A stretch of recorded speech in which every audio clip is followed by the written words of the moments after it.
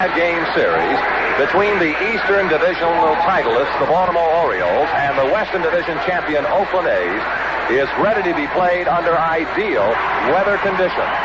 And from the city of Baltimore, that is a very exciting kind of a statement for us to be able to make.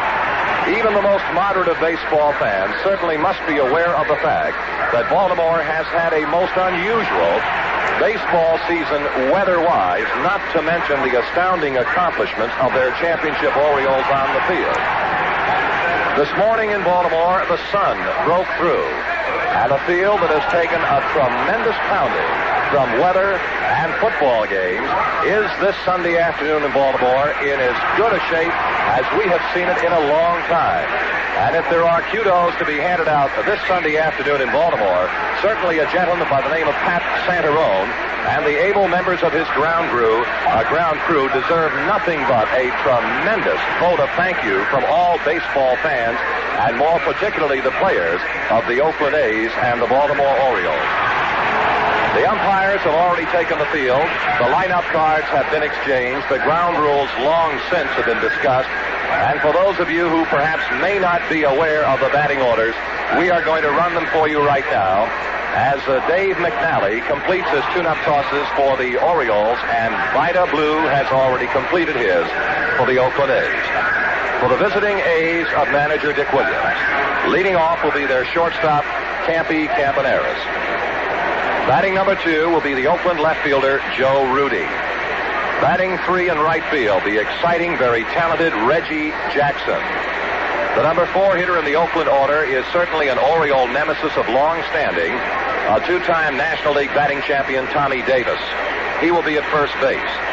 The number 5 hitter is the old pro, and not really old, but certainly one of the most underrated and most respected of all of the Oakland ball players, third baseman Sal Bando. The number 6 hitter will be center fielder Angel Mangual. Batting 7 and catching Dave Duncan, the Orioles now take the field. Dick Green bats 8 and plays second base, and the pitcher is Vida Blue. For the Orioles, they'll bat as follows. Paul Blair leads off center field. Dave Johnson bats 2, second base. Rettenmund 3 in left field. Frank Robinson 4 in right field. Boog Powell 5 at first base. Brooks Robinson 6 at third. Andy Etchebarren 7 and catching. Mark Belanger number 8 and shortstop, and the pitcher Dave McNally. And now, ladies and gentlemen, with pride, here is our national anthem.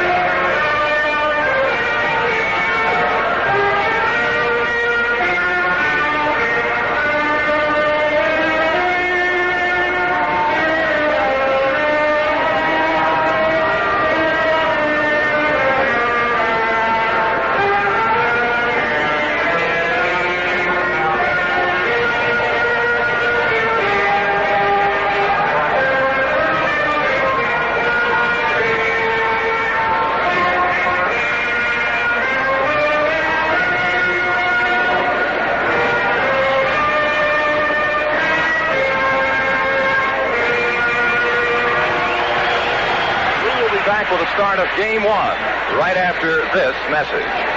The Conley Funeral Home of Essex recognizes the value of the Essex Middle River area's Little League baseball system. Young people today truly enjoy the opportunity to be involved in an organized sports program. But the commitment to achievement and excellence by these young people leads to self-pride, a characteristic that they'll carry into their adult life.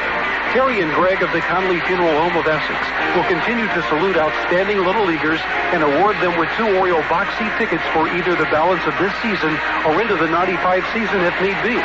Terry and Greg Conley would also like to salute the managers and coaches of the Little League system who devote their time. A big thank you goes out to all of you from the Conley Funeral Home of Essex, celebrating its 70th anniversary serving the Essex Middle River community. Congratulations to John Parsons of the Eastfield Little League. John had a season batting average of .529 with an on-base percentage of a whopping .680. Congratulations to John Parsons from the Conley Funeral Home. You'll receive 2 Oriole box seat tickets for this season or next season. This is the WBAL Radio Sports Weekend, and we're celebrating America's great pastime. Who cares about the strike? Now, back to the 71 ALCS between the O's and the A's. Well, Governor Mandel is to throw out the first ball this afternoon. With him, the Oriole owner, Mr. Gerald C. Hofberger. The sun breaks through brilliantly as the first toss is made by the governor to Andy Etchebarren, who, of course, returns the ball to the Honorable Governor Mandel. And now the time has come when everything that the Oakland A's and the Baltimore Orioles have done heretofore in their chase for divisional titles comes to rest on the 5 games that face them, or perhaps it could be 3. This afternoon, the veteran left-hander Dave McNally, one of Baltimore's 4 20-game winners, a seasoned veteran, gets the start. And for McNally, it is not an unusual task. Here is Campaneris. He hit .251 on the year and a .324 hitter against the O's. And a strike is called, and out in the right field corner, a huge beach ball made up to appear like a baseball is being batted around, and it unfortunately got loose and came out of the field, so we had a brief respite. Now, 1 strike to count to Campaneris, and McNally delivers a curve fouled away on the first base side, and the count is 0-2 to the Oakland shortstop Campaneris. As I mentioned, against Baltimore this year, Campaneris hit .324. If there is a scouting report on Campaneris, it would be quite simply put, keep him off the bases. All ready to go, and McNally's 2-strike offering is low inside in the ball. The umpire at the plate in this game 1 is the veteran Hank Soar. The other members working this afternoon: Larry Knapp at first base, Lou DeMuro at second base, Jake O'Donnell at third base. On the left field line, Ron Luciano, and on the right field line, Bill Kunkel. The 1-2 pitch to Campaneris is outside and low, and the count is 2 balls and 2 strikes to Bert Campaneris. McNally on the year, 121. He lost 5. And faced Oakland 1 time this year and won a 6-2 verdict over Diego Segui. The McNally's 2-2 pitch to Campaneris, ground ball, glove side of the shortstop Belanger. He's got a rips the throw to Powell at first, 1 away. Routine ground ball to shortstop Belanger, and Campaneris is the first out of the ball game. Batting number 2 for the Oakland A's will be their left fielder, right-hand swinging Joe Rudi. Against Baltimore pitching on the year, he hit .258. On the season against all pitching, the right-handed swinger was a .267 hitter. Hit the home run ball 10 times. Sun is shining brightly in Baltimore, blue sky overhead, and quite a few big, billowy, fleecy clouds. But all of a sudden, when Baltimore had been faced with horrendous weather for so many days and nights of the regular season, they get a break this Sunday afternoon. A fly ball, right field side, hard run by Frank Robinson, coming hard to the left. He will not get there. It drops in the soggy right field corner. On his way for 2 is Rudi. And the first base hit of the 1971 playoff series, or championship series, goes to Joe Rudi, right-hand swinging left fielder, who hit a fly ball down the line in the right field corner. Frank Robinson, coming across the very soggy right field area, was not able to get to the ball. A 2-base hit for Joe Rudi, and the first threat of the game in the first inning of the ball game, mounted by the Oakland A's. And now they bring out Reggie Jackson. This young man has the tools. He has everything needed. He is a good hitter, an outstanding runner, a fine defensive fielder, and a good thrower. He hit .277 on the year, but against the Orioles, a .212 swinger. Left-handed batter, McNally's pitch cut on and missed, strike 1. The Oriole infield pulls to the first base side against Reggie Jackson. The outfield is cut around to right and very deep. There is a bit of a breeze here at Memorial Stadium in Baltimore. It would be a favoring wind for a right-handed batter. It is coming over the right field foul pole toward the left field foul pole. McNally ready with a 1-strike offering to Reggie Jackson. The pitch, low and outside to make the count a ball and a strike. On the regular year, the Orioles won 7 and lost 4 against the Oakland A's. 2 of their 4 defeats were handed them by the man they will face this afternoon, the brilliant young left-hander Vida Blue. The 1-1 offering on its way to Reggie Jackson. McNally throws, swinging a foul up the screen. The count, a ball and 2 strikes to Jackson. Around the Oriole infield, and it is one of the great infields of baseball. Brooks Robinson at third, Belanger at short, Dave Johnson second, Boog Powell at first. An outfield of Rettenmund in left field, Paul Blair in center field, Frank Robinson in right field, and the catcher is Andy Etchebarren. McNally looks his way to pick up the sign with a count at a ball and 2 strikes. Rudi, the runner at second base, with 1 away. McNally ready to go. The left-hander checks Rudi, throws to Jackson, a ball low and outside, so the count now is even to Reggie Jackson at 2 balls, 2 strikes. Well, Dave McNally is accustomed to pitching openers. He has opened the season 4 times, has opened the World Series 1 time. And a young man who spent no less than 38 days on the disabled list this summer, but yet managed to win 21 games. The 2-2 offering to the waiting Reggie Jackson. McNally throws. He's high, so we fill the count 3-2 to Reggie Jackson.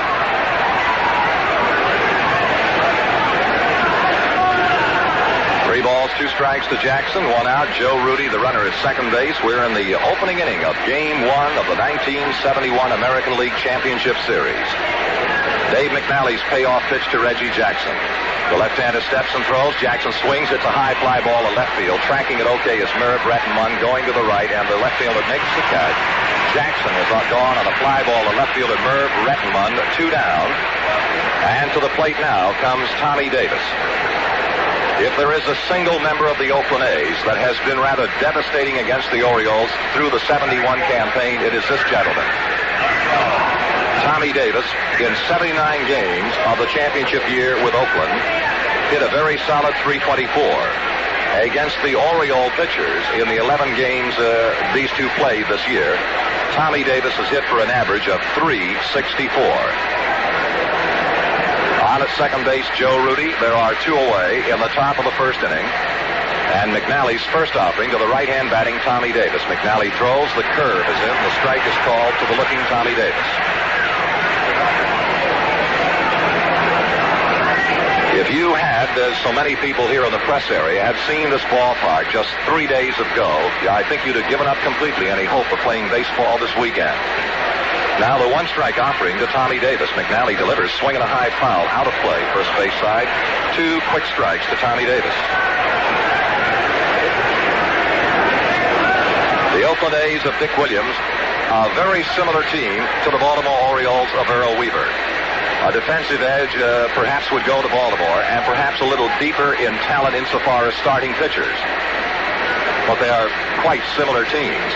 The 2-strike offering to Davis. McNally is ready, delivers high fly ball, left center field. Blair, the center fielder, is coming to his right, getting under it. Rettenmund is backing him up. Blair for the catch, and that is the final out. Oakland at no runs, 1 base hit, a man left on at the end of the half inning. It is Oakland nothing, and of course the Orioles coming to bat. You know, it's really great to finally have more of an impact, Patrolman Brady Marr thought to himself as he started his shift at a sobriety checkpoint on Route 1 just outside of Baltimore. It was holiday time and a line of cars stood waiting to be checked. He took the driver's license and registration of a green pickup and walked back to the command car.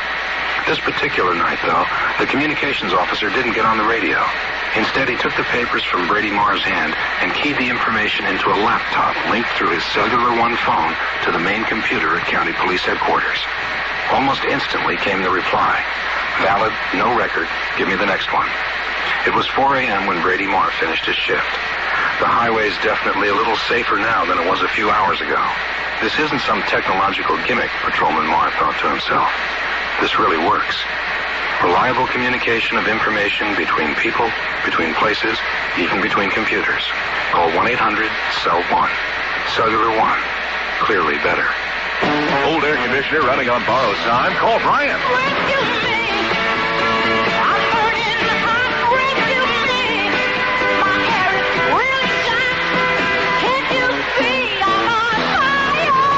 Your air conditioner is old, inefficient, and about to lose its cool any day now. Call your local Bryant dealer to the rescue. Pipco Heating and Air Conditioning offers a full line of dependable, energy-efficient Bryant air conditioners that'll save you money on your cooling bills while providing maximum comfort. So don't wait for your air conditioner to break down to give yourself a break. Call Pipco Heating and Air Conditioning at 252-7400. And call Bryant to the rescue right away.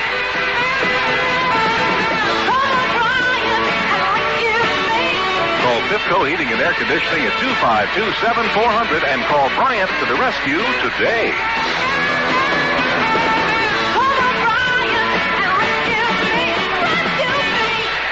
Johnson Lumber is the place to go. Johnson Lumber is the place to go. Yeah, that's kind of a hokey song, but it does help to remember where to go for all your building material needs. You see, Johnson Lumber has been around for over 72 years. Chances are your house or your father's house probably was built with Johnson Lumber. They've always had a reputation for quality materials and excellent service. And they have the right price for the right grade of material. Their delivery service is second to none, and it's free. And their people can help you with just about any project you do. If you haven't tried Johnson Lumber in a while, go ahead. You'll like what they can do for you. So go on. Sing along with a jingle for Johnson Lumber. Johnson Lumber is the place to go. We're not striking out. We've got baseball. You're listening to a vintage Orioles game. It's the 71 ALCS between the O's and the A's during the WBAL Radio Sports Weekend. Well, we go to the last half of the first inning at Memorial Stadium in Baltimore, and for the Orioles against Vida Blue, it will be Paul Blair, Dave Johnson, Merv Rettenmund as the new batters. And to set the Oakland A's in your mind's eye defensively, Sal Bando at third base, Campaneris at shortstop, Dick Green, the second baseman, and Tommy Davis at first base. An outfield of Joe Rudi in left field, Angel Mangual in center field, Reggie Jackson in right field, and the underrated Dave Duncan is the catcher. Well, Paul Blair steps in. And Vida Blue is ready to go. As you well know, the Orioles and the Oakland A's had their problems this year. Insofar as any kind of, solid offensive threat is concerned. Here is Blue to the move, and the first pitch to Blair is down low, ball one. The Orioles, as a team against Oakland, hit at an average of 187. The A's were not a lot better. They hit 232 against the Birds. Ball two, low and outside to Paul Blair. Now, the Oriole pitching staff pitched to a 2.30 ERA, and the Oakland staff against the Orioles pitched to a 2.70. So these clubs kind of, just blunted each other. The 2-0 pitch coming to Paul Blair. The fastball rips over the inside corner of the knees, and we have a count of 2 balls and 1 strike to Paul Blair. Blue, the first time he saw the Orioles, just handled them without any difficulty whatsoever. Although Pat Dobson was a losing pitcher, he pitched extremely well, but Blue and the A's won it 1-0. The 2-1 to Blair, swing and a miss at that Vida Blue fastball. And the count is 2 balls and 2 strikes to Paul Blair. Early this year, the Orioles and the Oakland A's had a regularly scheduled game that would match Jim Palmer and Vida Blue. And it would have attracted perhaps as much as 50,000. Now the 2-2 pitch to Blair. Fly ball, center field, waiting is Mangual, and the Oakland center fielder is there to make the catch. Blair, on the drive to center fielder Mangual, is the first out in the bottom of the first inning. But as it happened, not once, but a total of 19 times this year, the Orioles were rained out the night that Vida Blue and Jim Palmer were to meet. So the Oriole fans, as is always the case when you have inclement weather, it's always the fan that bears the brunt. They were not able to see Vida Blue that night. Well, they are here this Sunday afternoon to see Vida Blue against Dave McNally. Here now is Dave Johnson hitting 282 on the year, and the breaking ball is over the inside corner of the letters to Dave. Strike is called. Against Oakland this year, Johnson hit for an average of 188, but he knocked in 7 runs. The left-handed Blue fires again, too low, and the count is 1 ball and 1 strike to Dave Johnson.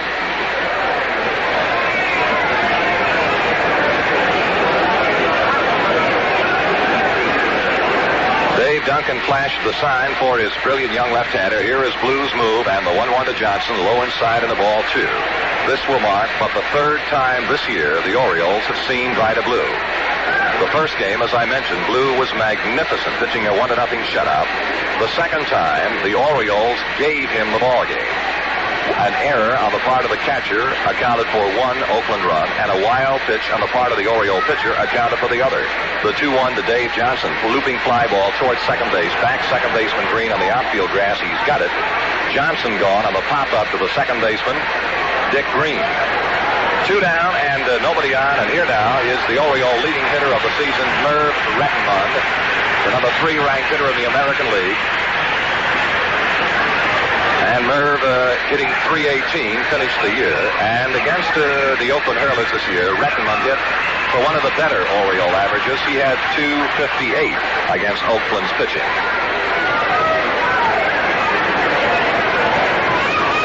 Two up and 2 down against Vida Blue, and now Rettenmund. Blue's first offering to Merv is a strike over the inside corner, knee high. Blue, the possessor of a good curveball, along with that fine fastball that just kind of, well, it'll run away from you on occasions, and sometimes it'll run in on you.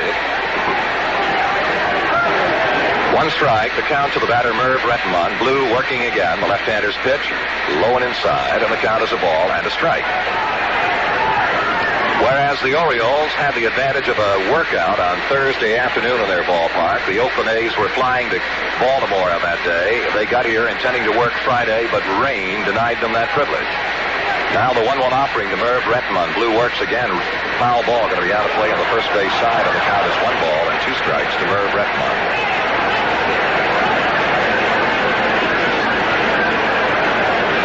The Orioles, who finished the 71 campaign with a rush, as they did the 70 campaign, winning 11 straight ball games, including 8 in a row on the road, come into this series the way they have come into the last 2 championship series that they have faced, both times against the Minnesota Twins. Now the 1 ball, 2 strike pitch to Merv Rettenmund with 2 out and nobody on, no score in this last of the first inning. A long look by Blue. The motion on the pitch. Low inside and got right on through everybody to the backstop. 2 balls, 2 strikes.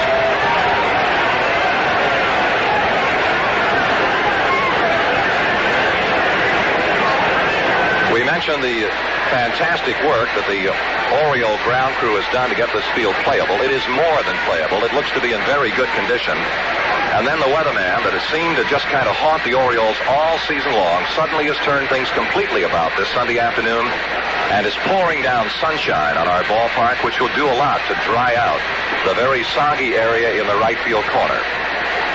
2 balls and 2 strikes to Merv Rettenmund. Sunglasses just delivered to Reggie Jackson in right. The 2-2 to Rettenmund. Low and a ball 3. Dave Duncan started for the dugout. He felt he had a strike 3, but Rettenmund, who, like all good hitters, knows the strike zone very well. As a matter of fact, as a minor league ball player, Rettenmund, for the most part, was a leadoff hitter. In his great year in Rochester, he was a leadoff batter. 3-2, the count to Merv Rettenmund, and Vida Blue all ready to go. The left-hander throws a swing and a foul out of play behind the plate, and the count holds 3-2. Blue has shown baseball fans around the world this summer that he is the complete pitcher. He made 39 starts and pitched 24 complete games, and along the way, 8 shutouts. In a total of 312 innings, this brilliant left-hander walked only 88 batters while striking out 301. The 3-2 to Rettenmund, swing and a foul behind the plate, so the count rides 3-2. And when you talk of a short series, and when you speak of the best out of 5 games between Oakland and Baltimore, certainly it is a short series. More than any other thing, pitching will decide the outcome. The team that gets it has the good chance to win. The 3-2 pitch to Rettenmund. Swinging another foul right up the netting behind the plate, so Rettenmund stays alive, battling Blue and the brilliant fastball with the count 3-2. Behind Merv Rettenmund is Frank Robinson. Sold out? No, this ballpark is not sold out. There are 3 sections in the upper deck. In the right field corner, still available. The bleachers are just not occupied at all. 3-2, the count to the batter, Merv Rettenmund. 2 down and nobody on. Blue brings the arm down the pitch, swing and a foul tip, or no, sir, it's not a foul tip, it is a strikeout out of the mid of Duncan. He made the pickup and tagged Rettenmund, and so the Orioles are 3 up and 3 down. At the end of an inning, Baltimore nothing, Oakland nothing.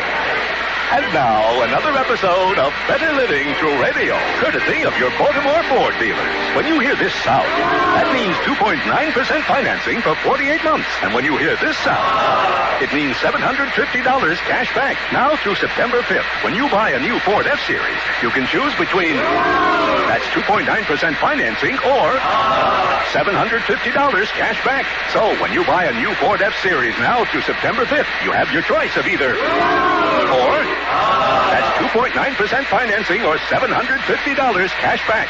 Until next time, this is Better Living Through Radio, courtesy of your Baltimore Ford dealers. F-Series 4.9-liter manual transmission regular cab models only. $750 cash back or 2.9% APR 48-month Ford credit financing equals $2209 per $1,000 finance with 10% down. Dealer participation may affect savings. Qualified buyers must take new retail delivered from dealers 9394 F-Series stock from 8694 to 9594. Residency restrictions apply. See participating dealer for details. Last week, one of my worst nightmares comes true. The smoke alarm suddenly goes off in the attic.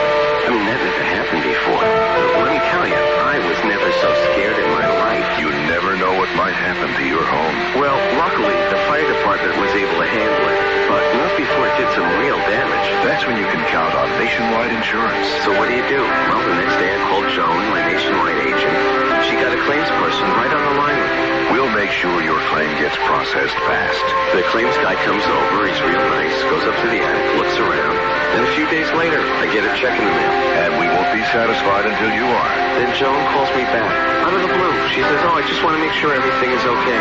So call your Nationwide agent and ask about our homeowner's insurance. I said, great. Hey, come on over for barbecue. It's outside if you don't mind. Nationwide is on board. In the course of human events, it sometimes becomes necessary for a person to change their course. And instead of commuting across town to work, commute across America to a meeting, or indulge in the pursuit of happiness and soar the spacious skies to purple mountains' majesty, or from sea to shining sea. It is then that the freedom to fly where you want, when you want, becomes so important, and U.S. Air so appealing. U.S. Air and U.S. Air Express fly nonstop to more places from Baltimore than any other airline, giving you the liberty to travel in the east from Maine to Florida, all across the Amber Waves, and to the West Coast. So as you travel the land of opportunity, remember, U.S. Air gives you the most opportunity to land where you want. Head west aboard U.S. Air and take advantage of our convenient non-stop service cross-country to L.A., San Francisco, and Houston. Call your travel consultant or U.S. Air today. Stepping up to bat on the WBAL Radio Sports Weekend, it's the 71 ALCS between the non-striking Orioles and the non-striking Athletics. Now, back to this vintage game. Here we go to the top of the second inning, game one of the 71 Championship Series. And it was Sal Bando, Angel Mangual, and Dave Duncan against Baltimore's left-hander Dave McNally. The lone hit of the ball game was an opposite field double off the bat of Joe Rudi in the first inning, and McNally retired the A's. A swing and a foul up the screen, strike one to Sal Bando.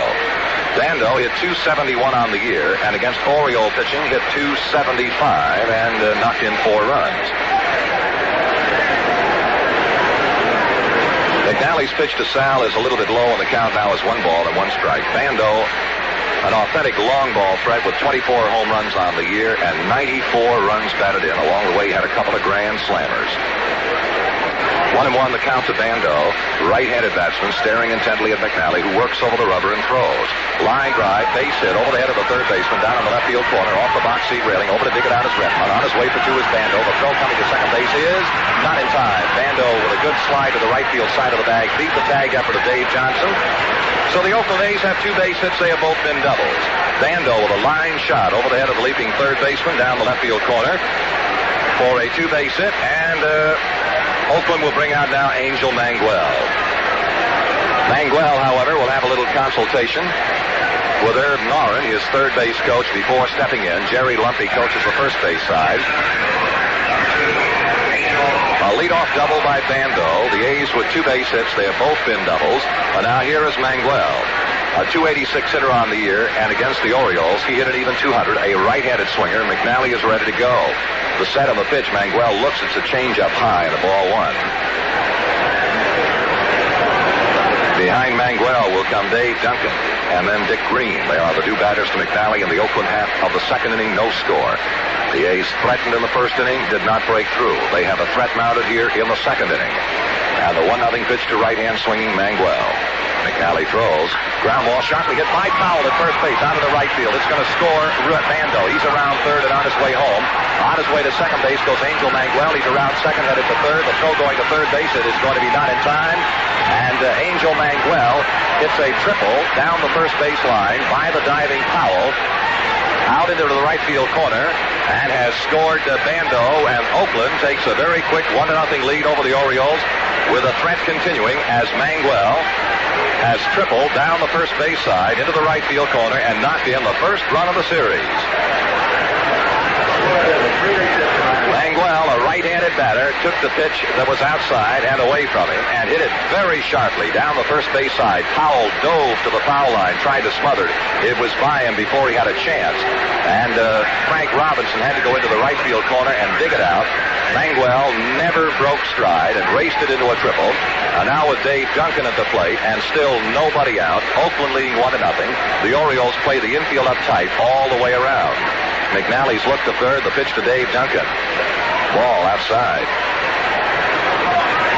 Duncan hit .253 on the season, and against Baltimore pitching, .087. A leadoff double by Bando, a follow-up triple by Angel Mangual, and Oakland leads 1-0. McNally's 1-0 pitch. Fly ball, well hit, right field. It's going to be a base hit out at the right field corner. Here comes Mangual home with the second run. On his way for two is Duncan. The throw coming in is not in time, and the Oakland A's have taken a 2-0 lead. And with the exception of the Bando double, everything they have hit off McNally, they have taken to the opposite field. Everything except the Bando double that started this second inning. So Duncan has doubled, and McNally has yet to retire a batter here in the Oakland half of the second inning. Nobody out, 2 runs in, and Dick Green is the batter.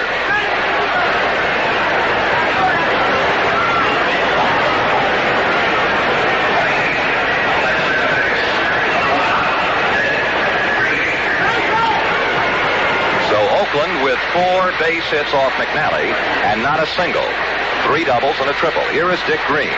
McNally's pitch to the right-hander is swinging another line foul into the seats in the first base side, and a rather obvious effort on Green's part to hit the ball the opposite way in order to advance his runner, Duncan, from second toward third, and the Oriole bullpen is alive with Grant Jackson and Dave Leonard. A line drive foul ball into the seats beyond the A's dugout on the first base side. And McNally roughed up here in this second inning with a leadoff double by Bando, a follow-up ground ball triple between Powell and the bag at first, and then a Duncan double into the right field corner. And now the 1-strike pitch to Dick Green. McNally delivers. The bunt is on. Bunted right back off the first base side. McNally bobbles it, recovers, goes to first base in time. Moving down to third base on the sacrifice goes Duncan. Dick Green on the sacrifice, bunted it right back to McNally. McNally bobbled the ball coming off the mound, then recovered in time to throw out Dick Green, and on to third base goes Dave Duncan. The batter now will be the pitcher, Vida Blue. Vida, a 118 hitter on the year.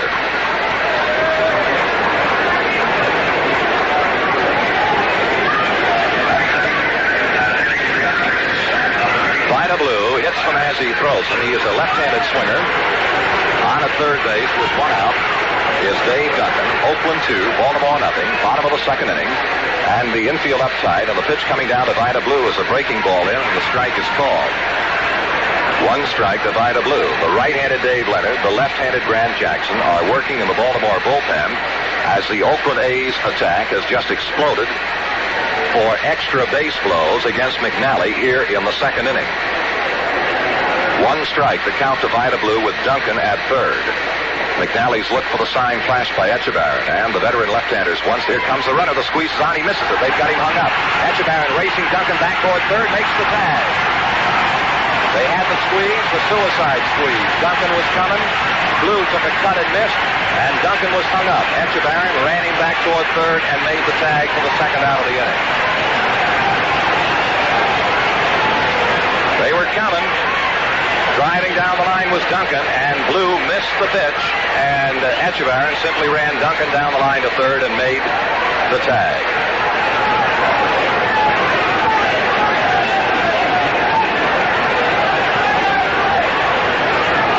The count now, 1 ball and 1 strike, and McNally is protesting that Blue took a swing at the pitch and missed. That's what I thought happened. I thought that Blue did swing at the pitch and miss, but Hank Soar says no. He definitely moved the bat, but obviously, in Soar's opinion, he did not get the bat out in front and commit himself. But he was moving the bat in an effort to protect that runner. So Duncan is caught stealing for the second out of the inning, and the count to Vida Blue is 1 ball and 1 strike with 2 out now and nobody on. And we thought the count was 0-2, but such is not the case. And a swing and a miss, and the count now 1 ball and 2 strikes.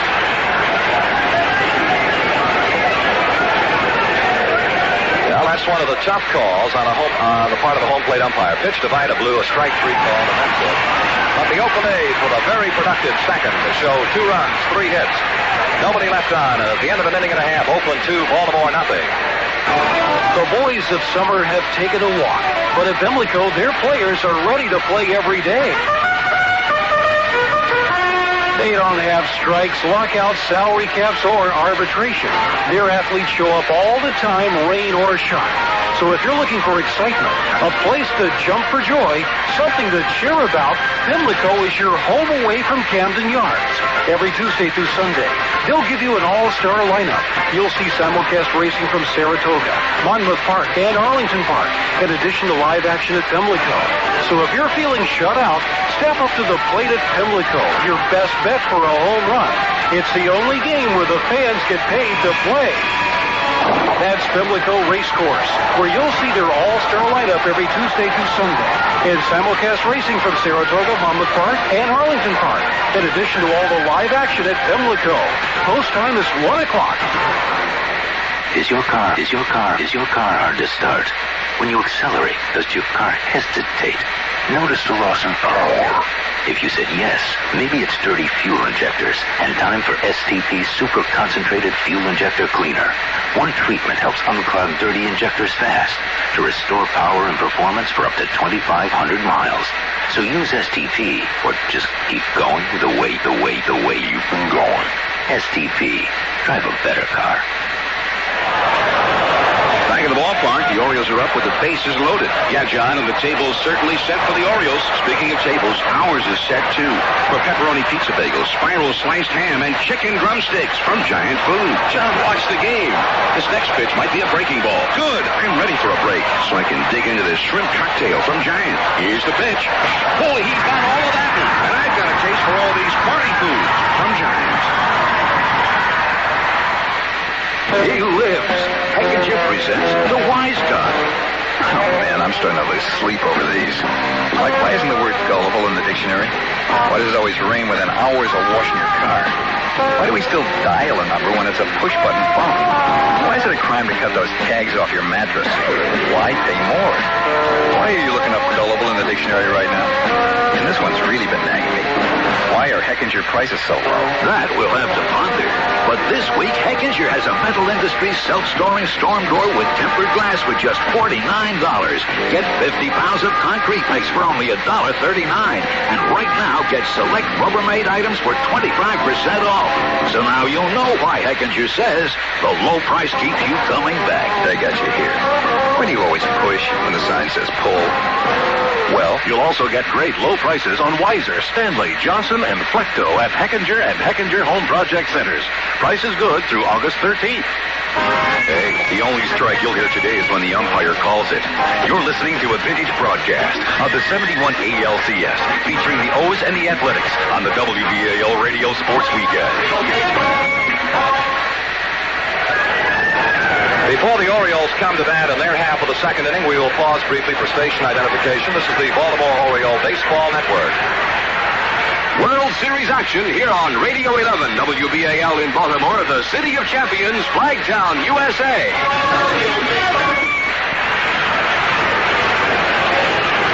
Well, Well, the Oakland A's have gotten their outstanding left-hander Vida Blue 2 quick runs, and that makes it a very difficult problem for the Orioles this afternoon. Here is Frank Robinson, a .281 hitter on the year, 0.91 on the season against Oakland. Frank, a right-handed swinger to the left-hand offerings of Blue, and the young man's first offering to Frank Robinson is a strike over the inside corner of the knees.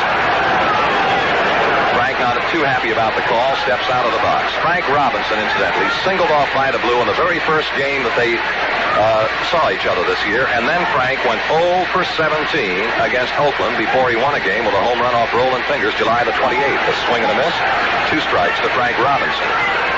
So on the year, Frank went 2 hits in 22 at-bats against Oakland pitching. One of the 2 hits, however, won a game for the Orioles. Vida Blue went through the Orioles in 1-2-3 order of the first inning, a strikeout of Rettenmund, and now has 2 quick strikes to Frank Robinson. The pitch is swung on and missed. He struck him out. 4 in a row have gone down before Vida Blue, 2 strikeouts, and now it'll be Boog Powell.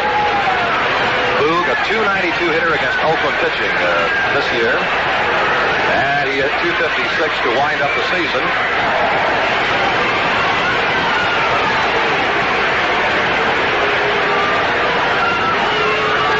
Boog has finished strongly for the Orioles. He has knocked in 25 runs over the last 21 games, and over an 11-game winning streak, Powell was a .365 hitter. The pitch to Powell, a swing, and he tried to stop it at strike 1 to Boog. 0-1 to Boog Powell.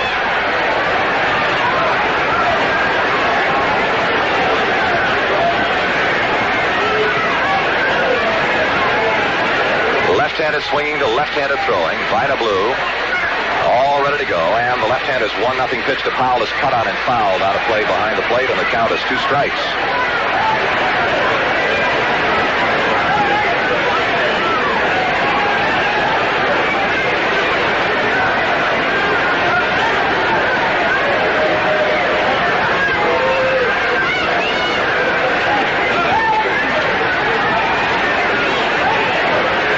Blue, who had the great first half, winning 17 and losing 3, had not such a great second half, winning 7 and losing 5. The 2-strike pitch to Powell, outside of the ball, 1-2. But he finished, as did Powell, rather strongly. Vida Blue lost twice by scores of 1-0 when he pitched 4 hitters, but he twice won 11 innings with no decision. The pitch to Powell, a swing and a miss, he struck him out. 3 strikeouts now for Vida Blue. And Brooks Robinson will be the batter. Brooks, a .272 hitter on the year for the Orioles. Hit only .195 against Oakland, but they were telling base hits. He hit 3 home runs, 1 of them a grand slam. He knocked in 9 runs against Oakland pitching this year. 2 out and nobody on. Not so much as a threat of a base hit through the first 2 innings by the Orioles against one of the most celebrated young left-handers to come into baseball in quite a while, Vida Blue. Brooks waiting the first offering from the Oakland left-hander, and the young man's in the move in his pitch. Check swing ground ball right back to the mound. Vida Blue's got it to throw to first. Another 1-2-3 inning. At the end of 2 complete, the score is Oakland 2, Baltimore 0. If it's quality and value you want, stop by your participating Epic Pharmacy. Just how big is the selection at the Sports Authority? Okay, say you need a baseball bat. Well, you've come to the right place. We have baseball bats, softball bats, and t-ball bats, wood and aluminum from all the top manufacturers.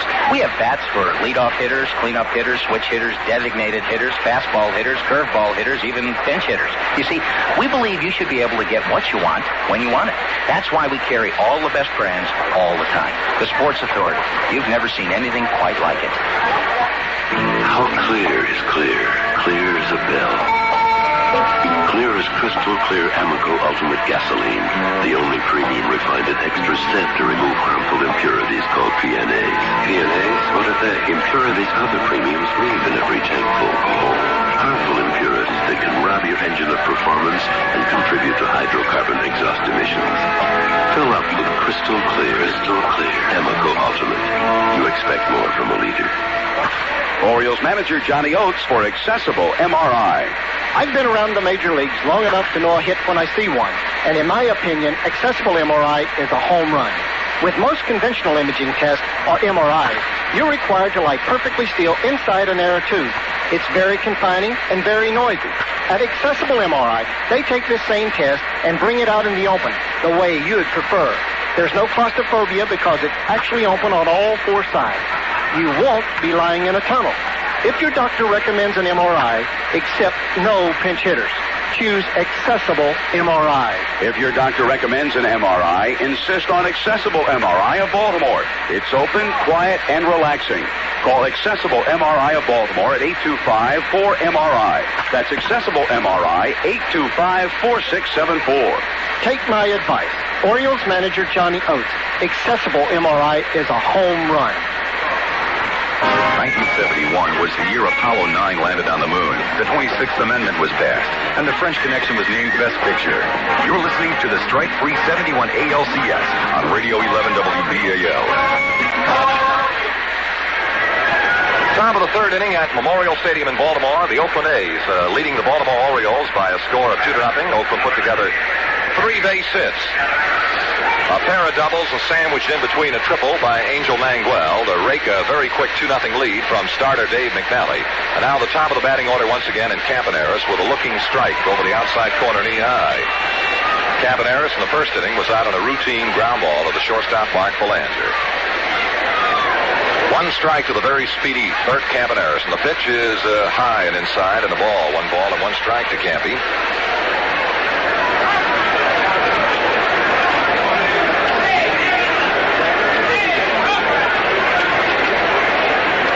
McNally's 1-1 offering to Campaneris.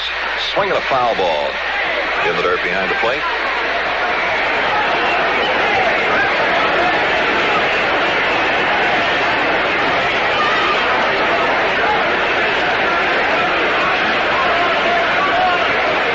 A ball and 2 strikes to Campaneris. McNally all ready to go once more. And his 1-2 offering to Bert. High and away to make it count 2-2. A big, enthusiastic crowd here at Memorial Stadium in Baltimore this afternoon. Understandably, just a little quiet and perhaps a little apprehensive. The 2-2 pitch coming down to Campaneris. Swinging a fly ball down the right field side is out of play. And the count will hold at 2-2. And again, the Oakland A's continue as they have through the first couple of innings against McNally. It seems a very definite effort to try and take the ball the other way. In other words, to avoid trying to pull the ball, but to go with it. 2-2, the count to Bert Campaneris. McNally's pitch, swinging a fly ball, right field side again. Long run for Frank Robinson, back toward the warning track. He's there. So Frank Robinson goes deep onto the warning track in right field to get another fly ball off the bat of the right-hand swinging Bert Campaneris. So with 1 gone and nobody on, here now is Joe Rudi. He, in the first inning, doubled into the right field corner as a right-handed batter. So of the 4 Oakland base hits, only 1 has been hit to the third base side. Everything else has gone to the first base side against Dave McNally. Rudi taking a little time before settling in, now ready to go. McNally's first offering to the right-handed swinger. Fly ball, well hit, right field. Frank Robinson tracking nicely, going to his right. Plenty of time, a lot of room. Frank is there, he's got it. We have 2 down. 2 up, 2 down in the Oakland third, and now Reggie Jackson against Dave McNally in the first inning was retired on the fly ball. The left fielder Merv Rettenmund.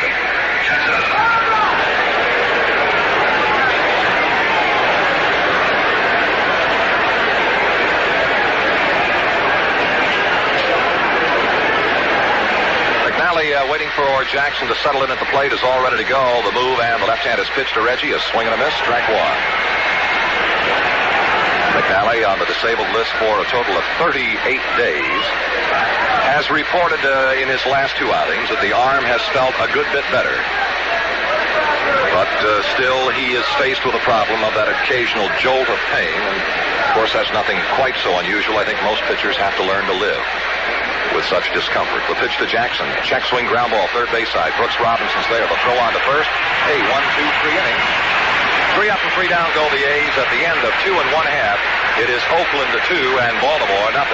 With all the mergers and takeovers those big banks seem to be going through, it's a wonder they have any time left for their customers. Take a number. At Loyola, we've been focusing on customer needs with convenient locations, new products, and services that provide extra value.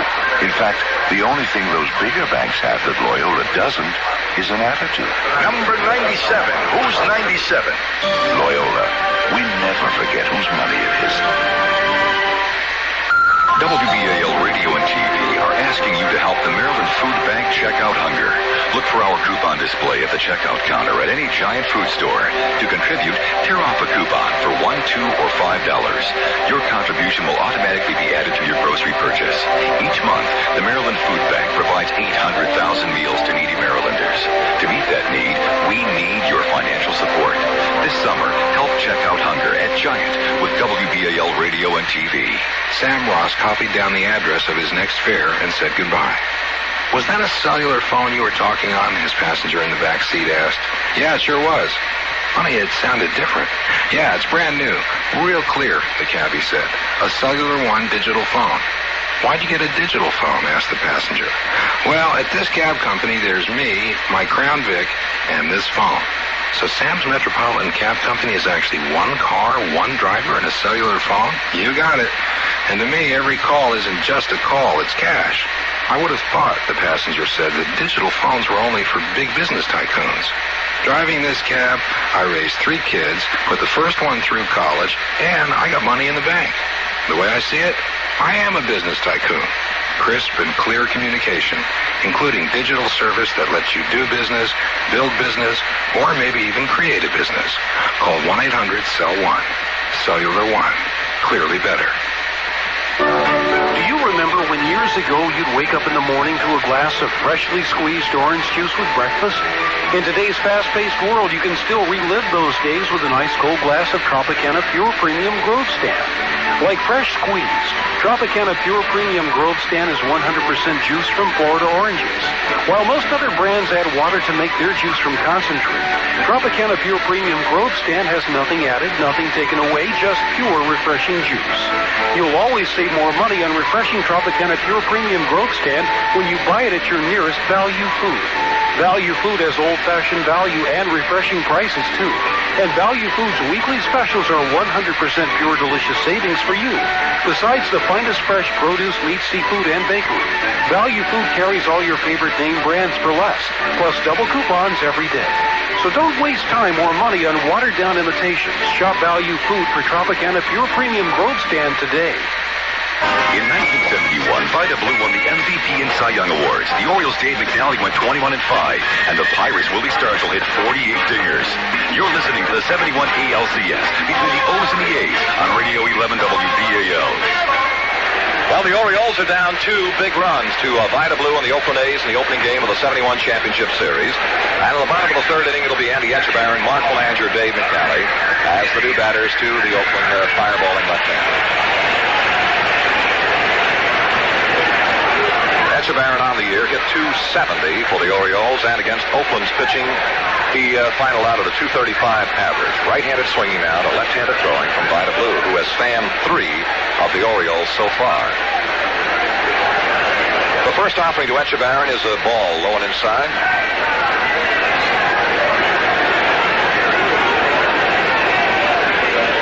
Game 2 will be played here tomorrow afternoon at Memorial Stadium. It will begin at 1:15 Eastern Time. 1:15. And the 1-0 pitch coming down. Swing and a foul out of play in the upper deck. The ball and a strike to Andy Etchebarren.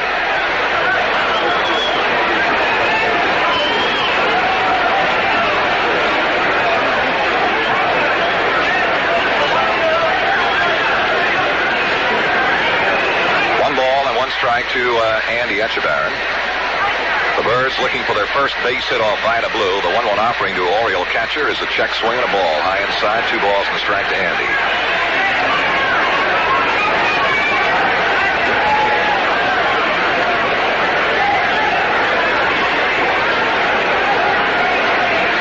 Blues 2-1 offering to Etchebarren. High fly ball, left field. Coming up on the ball is Joe Rudi, and he backs off a step and makes the catch. We have 1 away in the 3rd inning. Blue has faced 7, retired 7, and now Mark Belanger, a .266 hitter on the season for the Orioles, and .250 against Oakland pitching. And Belanger, still a little bit tender. He was hit on the left wrist the other night in the final game of the year and had to sit it out. But, of course, the rain delay of yesterday has done nothing but help Belanger. Bando shortens up a little bit at third base near the edge of the infield grass, and Vida Blue waiting for Dave Duncan, who has yet to get down and pump up a sign for him. Duncan, of course, a very steadying influence on a young man such as Vida Blue under the pressure of the game such as this one. Could get a little bit on the nervous, excited side. A strike call, the good Vida Blue fastball, let her high outside portion. And this is a game fraught with tension and excitement. Now the one-strike pitch coming to Belanger. High ball, 1 ball, 1 strike.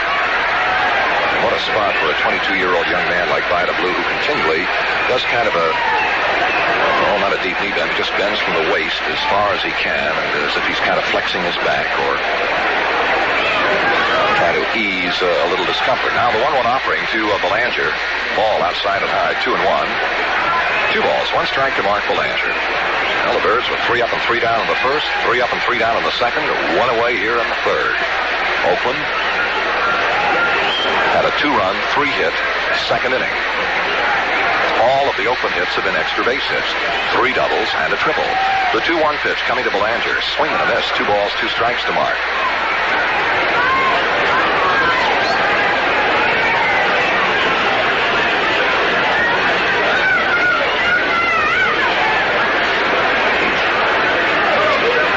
And 2 strikes. Vida Blue staring down intently toward Dave Duncan. Belanger wigwagging that stick, waiting the pitch. Here it comes, a 2-2 to Mark. High for a ball 3, 3-2.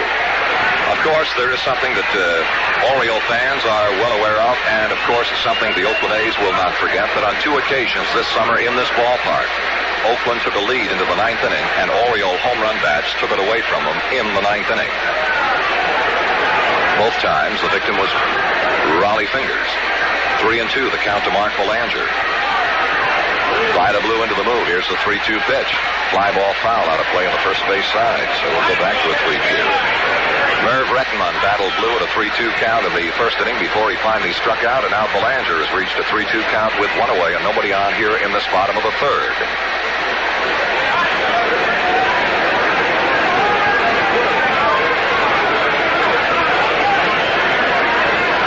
Now the 3-2 pitch coming down to Belanger. High ball 4, and there's the first Oriole base runner of the ball game. Vida Blue has given up his first walk.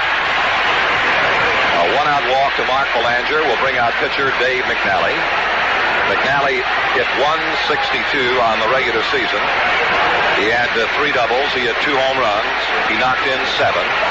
And I guess his most unforgettable base hit would be the Grand Slam home run in the World Series. McNally is not to be classified as a good hitting pitcher, but he is dangerous. And now, for those of you who, like to sit in on the strategy of a ball game, here are the Orioles at home, bottom of the third, 1 out, runner first. You want to bunt him down, or do you let McNally swing away? Well, the set by Vida Blue and the pitch to Dave McNally, he swings and misses, strike 1. So there wasn't any bunt on the first pitch. McNally with a look toward third base coach Billy Hunter. And see whether the Orioles have the bunt in order on the second pitch from Vida Blue to Dave McNally. The kick, the bunt is on. He bunts, pops it up. It's going to be caught by the pitcher. No, the third baseman Bando cut right in front of Vida Blue and made the grab. So McNally trying to bunt, pops out to the third baseman Sal Bando charging down the line. He was a step in front of Vida Blue to make the grab for the second out of the inning.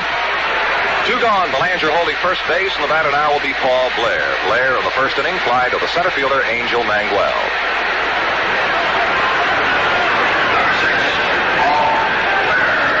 The Orioles still looking for base hit number 1 off Vida Blue.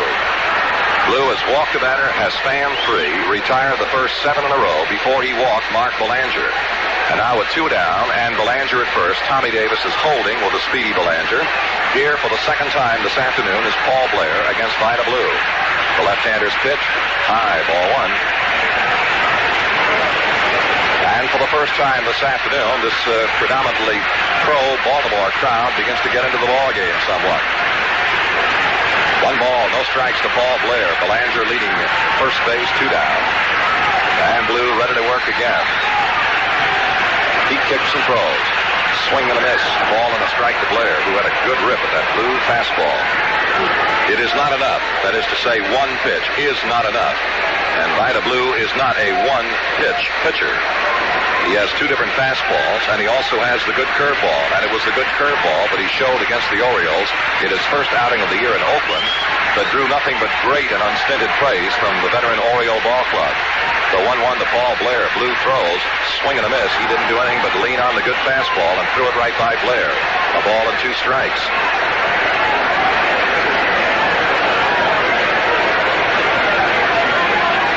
In the first meeting between these 2 clubs, Blue used the curveball to great advantage. And it was somewhat of a surprise as the Oriole hitters had heard of nothing but the great Blue fastball. Well, this afternoon he has shown that good fastball, the set, the 1-2 to Blair. There goes Belanger swinging a foul up the screen. Belanger running with a count of the ball and 2 strikes. Blair got a piece of it and fouled it away.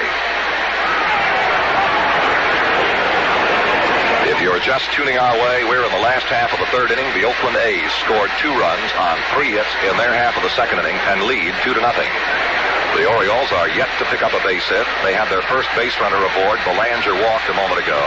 And Blair waiting now, the 1 ball, 2 strike pitch from Blue. Vida's ready to go, and the left-handers kicks and throws. Blair swings and a ground foul, trickles off the third base side. So the count will hold at 1-2.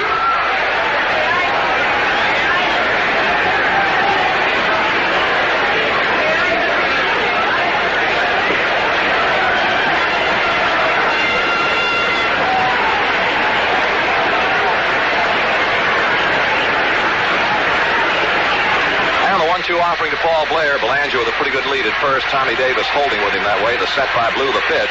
Outside and a ball. 2 balls, 2 strikes. He kind of took a little off that pitch, and the count evens now, 2-2.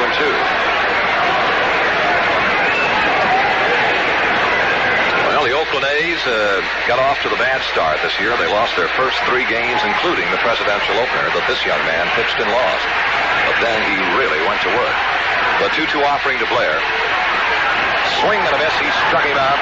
And for Vida Blue, strikeout number 4. The Orioles, no runs, no hits, and a man left at the end of 3 complete. Oakland 2, Baltimore nothing. Hey, Mom, instead of going to the grocery store to find that missing ingredient for your recipe, Continental Foods wants you to order in tonight. The whole family will love you for it, and you'll love relaxing after dinner instead of doing the dishes. Call Pizza Boli's with 37 locations in the Baltimore, Washington area for your pizza, salad, or sub break tonight. Don't forget to ask for Continental Winners Club postcards so you could win a brand new Lincoln Continental. So tonight, relax and call Pizza Boli's. What's clear, you can see it in each and every drop. Crystal Clear Amoco Ultimate. What isn't clear? All other premium gasoline. Here's what's clear. Amoco Ultimate is the only premium refined and extra step to remove harmful impurities called PNAs. Impurities other premiums leave in every tank full. They can rob your engine of performance and contribute to hydrocarbon exhaust emissions. Crystal Clear Amoco Ultimate. Every drop is crystal clear. You expect more from a leader. To show their appreciation for their fans, Roy Rogers is bringing one of the most popular names ever back to the lineup. It's Roy's $1.99 Philly cheesesteak. The same Philly cheesesteak that was such a home run hit last time is here again, with thinly sliced steak, grilled onions, and melted cheese piled high on a fresh bakery-style roll. And all of its fame hasn't gone to its price, because you can still get your hands around one for just $1.99 at Roy Rogers right now. And if you want to enjoy that great, authentic taste even more, just order one with twice the meat. But remember, Philly cheesesteak season is short, so hustle over to Roy Rogers and enjoy yours today.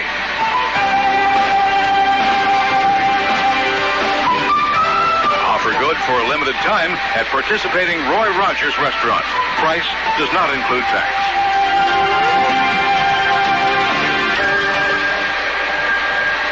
For a lot of car insurance companies, this is the answer to 24-hour service. You've reached Acme Auto Insurance. Is it Tom? But at Geico, there's a difference between our round-the-clock service and theirs. A pulse. You see, Geico employs real human beings ready to help you 24 hours a day. So we can process claims immediately, give you quotes when you're car shopping on a Saturday afternoon, or help you late at night when you muster the courage to add your teenager to your policy. It's a better way to deal with car insurance. You don't have to clean up the house because the agent is coming over, and you can actually conduct business in your bathrobe. So regardless of what you're wearing, give Geico a call. In just 15 minutes, responsible drivers could cut their car insurance rates by 15% or more. And we'll give you a line-by-line comparison with your current policy, so you'll see the savings. Call Geico at 1-800-841-3000. We promise to answer the phone in a heartbeat and with one. That's 1-800-841-3000. Geico, the sensible alternative. In 1971, the Cubbies, Ferguson Jenkins wins the Cy Young Award. Willie Mays scores his 1,950th run. Antonio Oliva hits .337. You're listening to the 71 ALCS between the O's and the A's on Radio 11 WBAL. Well, here come the Oakland A's in their half of the fourth inning against Baltimore's Dave McNally with Tommy Davis against McNally in the first inning. The veteran right-handed swinger was out on a fly ball to center fielder Paul Blair. McNally all ready to go, and here's his first offering to the veteran Tommy Davis. Ground ball, base hit in the hole between short and third to left field, and Tommy Davis is on for the first time this afternoon. That'll be hit number 5 off Dave McNally. A leadoff single by Tommy Davis, and in the second inning of the ballgame, when the Oakland A's scored not once but twice, Bando opened that inning with a double. And now here in the fourth inning, the Oakland A's have opened with another base hit. This is not unusual in a game that Dave McNally pitches. If you have followed the fortunes of Oriole baseball, he's not the kind of a pitcher that frequently comes out and works himself a 3 or 4 hitter. The pitch coming down to Sal Bando. McNally delivers him a strike over the inside corner at the knees. And for that matter, McNally is not the kind of a pitcher that will go out there and strike out a lot of hitters. He is the kind of a pitcher who does what is necessary to win. He seldom, if ever, beats himself. 1 strike, the count to Bando. At first base, Tommy Davis. McNally ready to go. Here's his pitch. High and a ball. 1 ball and 1 strike.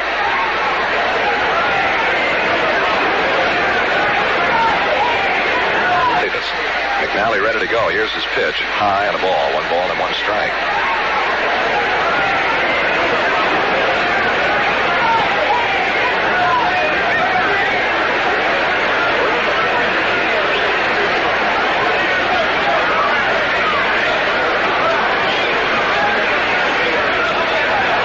First base, no play. Tommy Davis is back without any difficulty. Powell holding with a runner off that way. 1-1, the count to the right-hand swinging Sal Bando. Dave McNally ready to work once more. Flashes that look toward first base, delivers. Bando hits a fly ball, well hit deep to left field. Rettenmund is going back near the warning track, getting to it. Rettenmund is there and makes the catch. Davis, who had been to second base, now turns and retreats to first base. Bando, the first out of the inning on a drive, well hit toward left field. Well, the Orioles against Oakland pitching, speaking of drives well hit and deep into the outfield, the Orioles hammered 9 home runs against Oakland pitching this year. The Oakland A's countered with 5. One unusual feat, however, Oakland hit all 5 of their home runs in their ballpark. Here is Angel Mangual. He tripled between Powell and the bag at first base in the second inning to turn in one of the key hits here in the early innings of the ballgame. McNally's pitch to the right-hand swinging Mangual. Fly ball well hit deep in the alley. Left center field. Blair going hard. Can't get to it. It's beyond him. All the way to the wall in right center field. Tommy Davis is around third base. He's going to score without any trouble. Mangual is going to hold at second base with a double in the alley in right center, and Oakland leads 3-0. Angel Mangual has hit 2 shots off Dave McNally. In the second inning, he hit a scorching blue darter of a ground ball between Powell and the bag at first, good for a triple. And he uncorked on the first pitch and hit a screamer in the alley in right center field that even the speed of a Paul Blair could not catch up to, and Oakland has a 3-0 lead. And Mangual is 2 for 2 with a triple and a double and a pair of runs batted in. And the Oakland A's now have banged McNally for 6 base hits, only one of them a single. And that was the leadoff single by Tommy Davis here in this fourth inning. Everything else has been an extra base hit. There have now been 4 doubles and a triple, plus the single.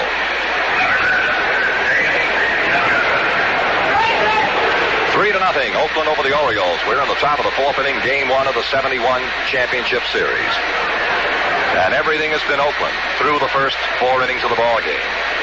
1 out, Duncan the batter. He too doubled into right field off McNally in the second inning. The runner at second is Mangual, and the pitch coming down to Dave Duncan. McNally brings the arm down. The pitch is low inside. Ball 1. And again, we've got a right-hander and a left-hander in the Oriole bullpen. Grant Jackson, the left-hander. Dave Leonard, the right-hander. This is the second time that duo has been up and working in the Oriole bullpen. They were up in the troublesome second inning that McNally finally weathered. And pitch coming down to Duncan now is low and inside. Bounces up and hit Duncan, and it hit him right up around to the chin, I believe. And Etchebarren was able to recover what could have been a wild pitch and hold the runner at second base. It bounced off the shin guard of Andy Etchebarren, came up underneath the chin, it appeared, and hit Dave Duncan. And he's now pointing to with the tip of the finger to the point of the chin, indicating, yes, sir, it got me right there. And he took a pretty good punch and didn't go down.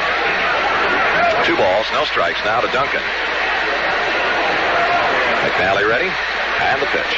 Ground ball sharply hit at Brooks at third. He's got it. Holds Mangual at second base. Throws on to first, and that'll be the second out of the inning. Duncan gone on the ground ball to Brooks at third. Mangual holds second base with 2 down, and the batter now will be Dick Green. Green was called upon to sacrifice in the second inning and did so perfectly.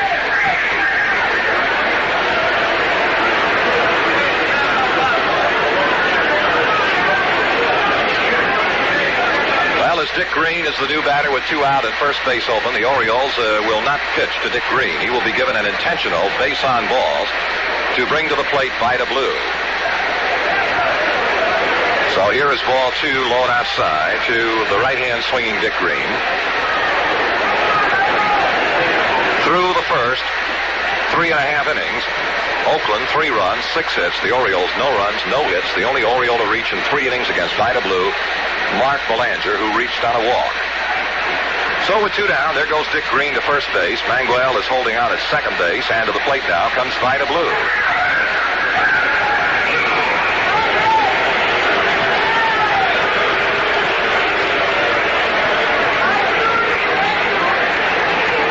Blue, a left-handed batter, was called out in strikes in the second inning against McNally, and Dave's first offering to Vida Blue. On the way, strike called, a hard-breaking pitch around the inside portion of the letters.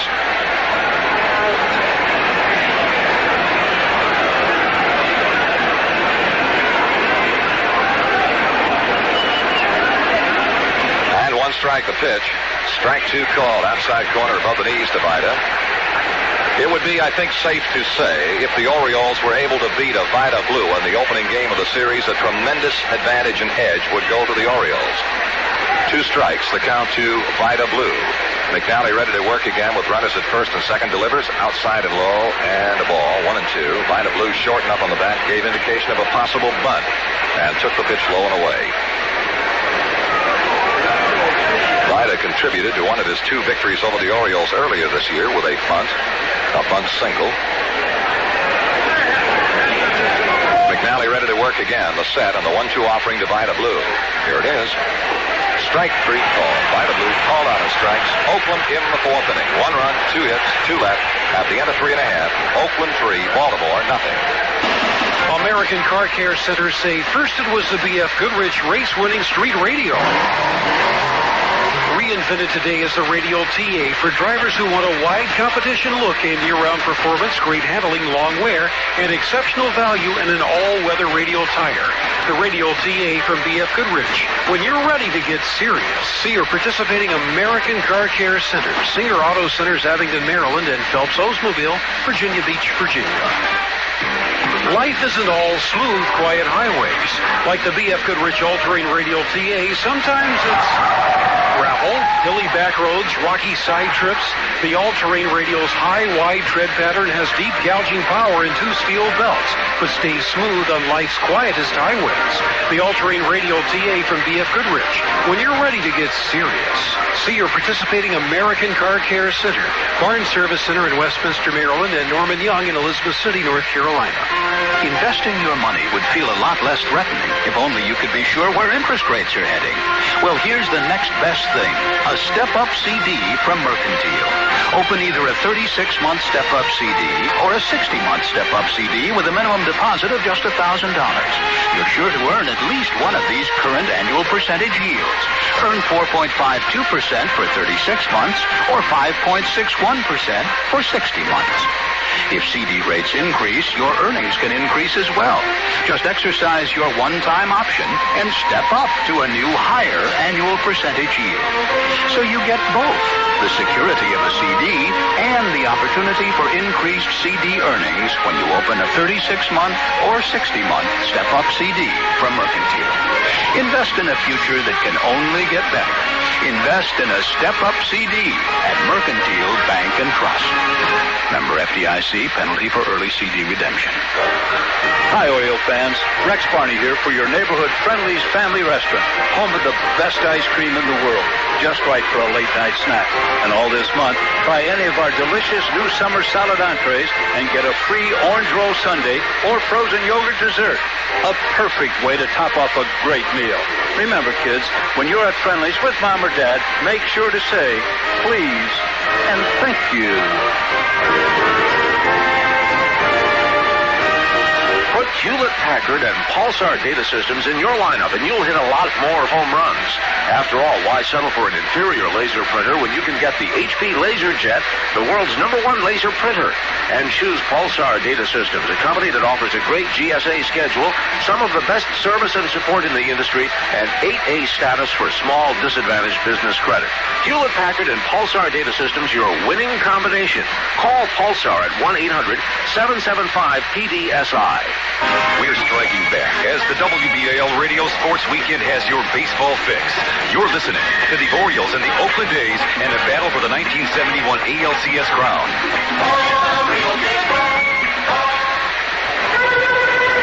Well, here's the bottom of the fourth inning from Memorial Stadium in Baltimore, with the Oakland A's leading Baltimore by a score of 3-0 before Johnson steps in. We step out for a station break. This is the Baltimore Oriole Baseball Network. Listen to all the action of the 1971 World Series here on Radio 11, WBAL in Baltimore, the city of champions. Well, the Orioles bring out Dave Johnson to start the last half of the fourth inning, still looking for a base hit against Vida Blue. Johnson popped to the second baseman Dick Green in the first inning. It'll be Johnson, Rettenmund, and Frank Robinson against Vida Blue, and now this rather impatient crowd in Baltimore goes to work. Here's the ball outside to Dave. Dave Duncan not at all happy with the call of the plate umpire Hank Soar. He is not turned around, but he is having a few words to say. Vida with the poise of a 10-year veteran into the move delivers. Johnson swings and doesn't get it. A ball and a strike. Good sinking fastball from Vida Blue. 1-1 to Dave Johnson.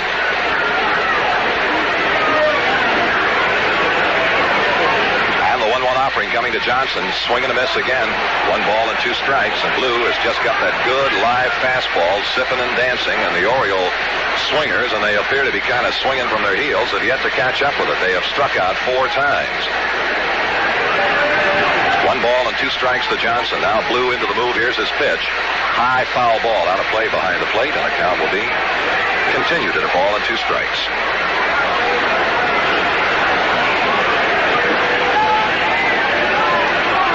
Joe Rudi in left, Angel Mangual in center field. The right fielder is Reggie Jackson. They're well fanned out against the Orioles' second baseman Johnson, who can and does hit the ball to all fields. And the infield is just about straight away.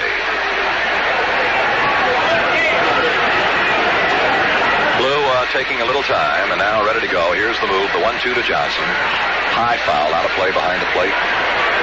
So we ride on at 1-2.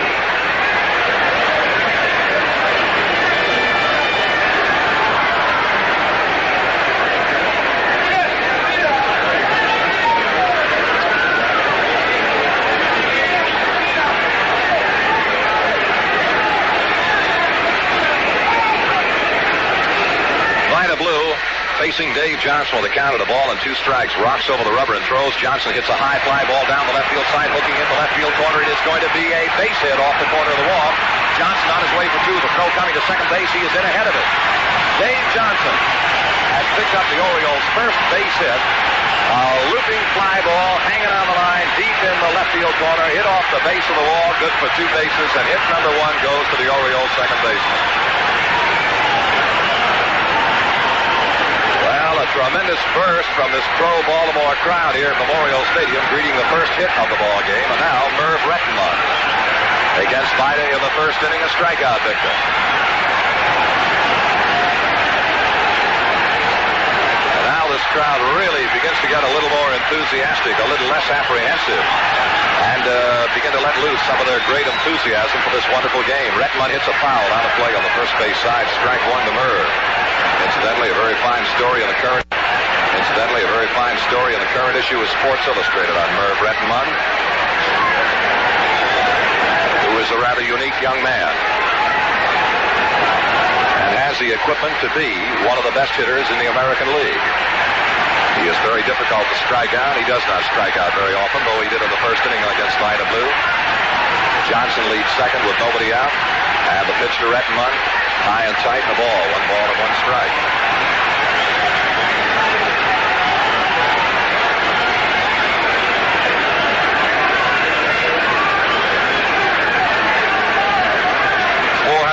At-bats in the regular season. Rettenmund struck out 60 times. Now the 1-1 to Merv. Blue throws a check swinging the ball high. A fastball kind of sailed up. Rettenmund refused to bite. Was able to stop the swing. Time is called now. And Dave Duncan is going to walk the ball back out to the mound to talk to Vida Blue. You would think that it would be a natural sort of a thing that a young man like Vida Blue would have to be extremely nervous and excited and tense getting into a ball game, the most pressure-filled game he has yet to pitch in. If that is the case, he has not shown it from up here. He looks to be in great control of himself. Poised, cool, calm, confident, and most effective. The 2-1 to Rettenmund. Swing and a miss. 2 balls, 2 strikes to Merv. A foul tip now indicated by plate umpire Sword.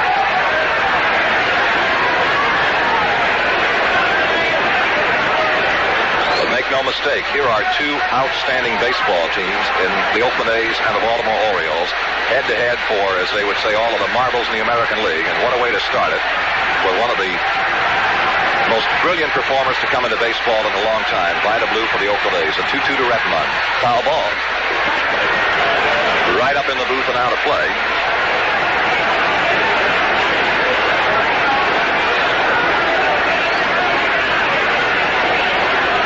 Balls, 2 strikes to Merv Rettenmund. Dave Johnson opened the inning with a double into the left field corner, the very first Oriole base hit. And now Merv Rettenmund is battling Vida Blue with a count 2 balls and 2 strikes. And again, that crowd kind of jumping into the ball game. Blue ready to work. Here's the stretch to the set and the 2-2 to Rettenmund. Line drive, right field side. It is going to be a fair ball. Base hit, right field corner. Johnson is coming home. Rettenmund racing for 2. The slide at second, safe.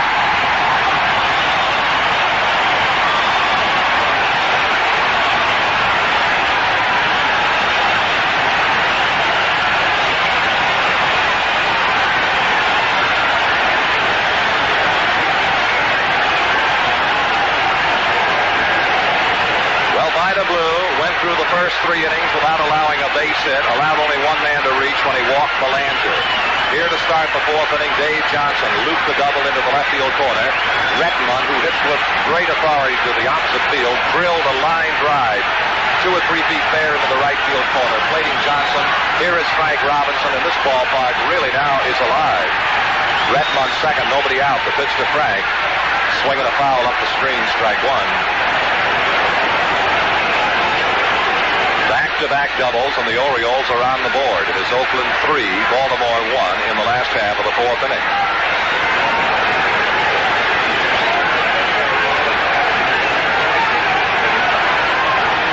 Now the 1-strike pitch to the waiting Frank Robinson. Vida ready to go again. Here's his pitch. Swing and a miss. He got that good sinking fastball by Frank, low and away. And I'm not so sure when I say good that I'm being completely, totally accurate. It perhaps is better than good. To the hitter, it perhaps can be a great sinking fastball. 2 strikes to Frank Robinson. Nobody out. Rettenmund at second. And Blue ready to work once more. The young left-hander throws, swing and a miss. He struck him out again. It looked as though Frank were trying to go to the opposite field.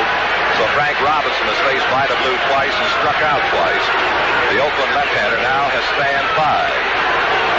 And among the strikeout victims, here is Boog Powell. He struck him out in the second inning. You would wonder, and a few of you might have asked yourself, how is it that manager Weaver would use the left-hand swinging Powell against the sometimes overpowering Vida Blue? Well, simply put, when Boog Powell is hitting well, it does not seem to make any difference whether it's a left-hander or a right-hander. And as we mentioned earlier, Powell has finished the season with a tremendous burst, hitting .365 over the last 11 games. So Powell, who struck out against Vida Blue in the second inning, now faces him again here in the fourth with 1 out, and Rettenmund, the runner at second.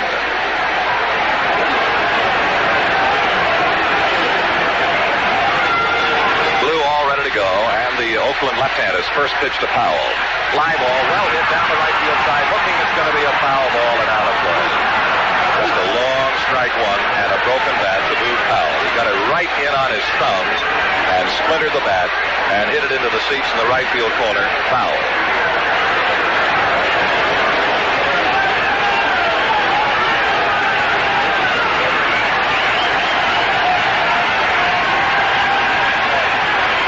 Well, the Oriole fans, without doubt, the wettest of all baseball fans this season, are here in goodly numbers this afternoon. It is not a sellout, no. There are seats available in the bleacher sections and in the right field upper deck grandstand, but not too many. The 1-strike pitch to Powell. Swinging a foul to the screen. 0-2. And with a fellow like Powell against the left-handed Vida Blue, Boog would quite naturally be looking, expecting, waiting for the breaking pitch. And it appeared that is what he got on the first offering when he yanked it down into the right field corner foul and broke the bat. 2 quick strikes to Boog Powell.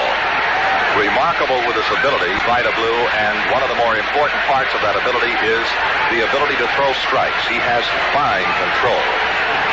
And it's hard to say enough good things about Vida Blue. He makes Powell wait long enough now so that Boog has requested time and backed out. The Orioles have finally scored. Back-to-back doubles, Dave Johnson, Merv Rettenmund. Rettenmund at second base while Frank struck out. He is still there with a count 2 strikes to Boog Powell. Blue, ready to go. Here's the pitch. Outside and a ball. 1-2. Breaking pitch from Vida Blue.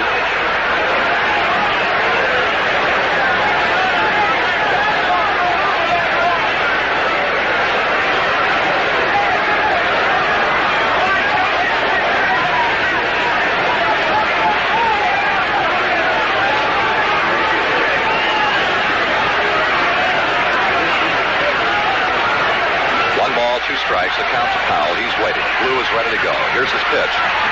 Foul ball out of play and the count holds. Well, the Orioles on the year hit .261. The Oakland A's as a team hit .252.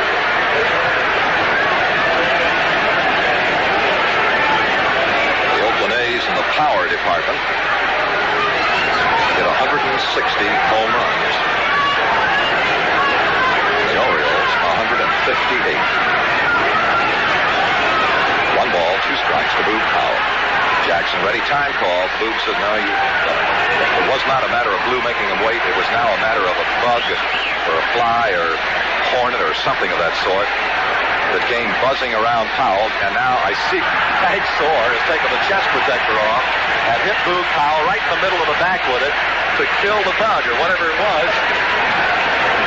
And it's kind of funny to us, but we're looking into the Oakland dugout, and it's not at all funny to manager Dick Williams, who did not like the fact that time was called on that last pitch. But apparently it was some kind of an insect, bug of some sort, that bothered Powell. He asked for time, and Hank Soar is right there also on the scene. He realized that it was a legitimate request and allowed it. Time is called as Powell backs out, and now Soar is still Powell is still batting at an imaginary bee, hornet, fly, insect, bug of some sort around him at home plate.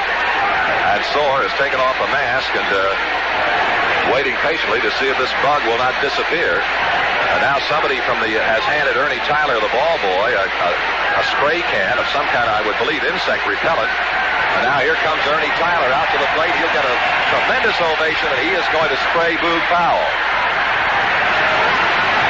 Boyd Wilhelm stood out on the mound while 3 or 4 members of the ground crew sprayed him with insect repellent and also sprayed the mound. We're ready to go. The 1-2 to Powell. Vida Blue is ready. Here's his pitch. A line drive. Base hit. Right field. Rettenmund got a late start. He is coming. No, he is holding at third base, and well, he should. With the ball in the air, Rettenmund could not take off, and it was a line single to right field off the bat of Boog Powell. Rettenmund goes to third and home as Powell has slashed a hit in the right field area after being sprayed by the insect repellent. And the Orioles, with 1 out now, have runners on the corners, Rettenmund at third and Powell at first. And though Blue was not really overpowering in the first 3 innings, but had everything in control and pitched in tremendously strong fashion, the Orioles, in their second turn at bat against Vida Blue, have broken through just a little bit with 3 base hits and a run here in this 4th inning. And it appears that the classic sort of a struggle that baseball fans hoped for between the Orioles and Vida Blue is developing here this afternoon. Brooks Robinson retired on a check swing, bouncer to the mound in the second, stands in. Vida Blue's pitch, swing and a miss, strike 1. 1 strike to Brooks Robinson.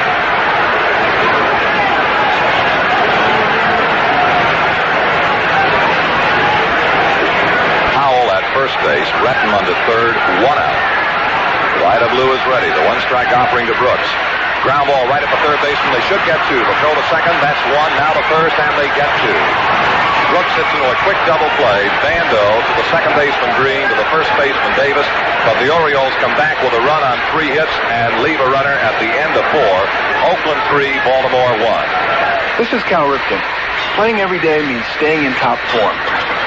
Trimming the fat, kind of like they do with SK Deli hams. 95% fat-free SK cooked ham, Virginia ham, honey ham, and pepper ham are all as lean as turkey deli items. So you get all that great SK ham flavor with very little fat.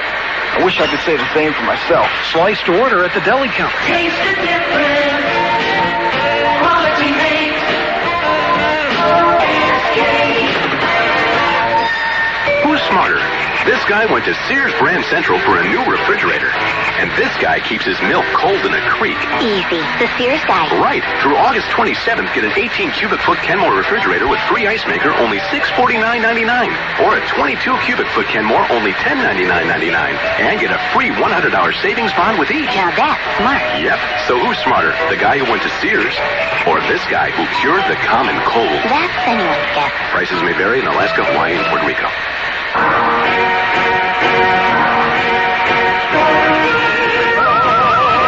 You can't believe it. It's right in the middle of an Orioles game and you sprung a leak. That's when you can sing for Scardina at 761-6900. We can fix your plumbing problems fast and answer your bathroom remodeling needs with the bold look of Kohler's beautiful whirlpools and Kohler fixtures. Sing for Scardina.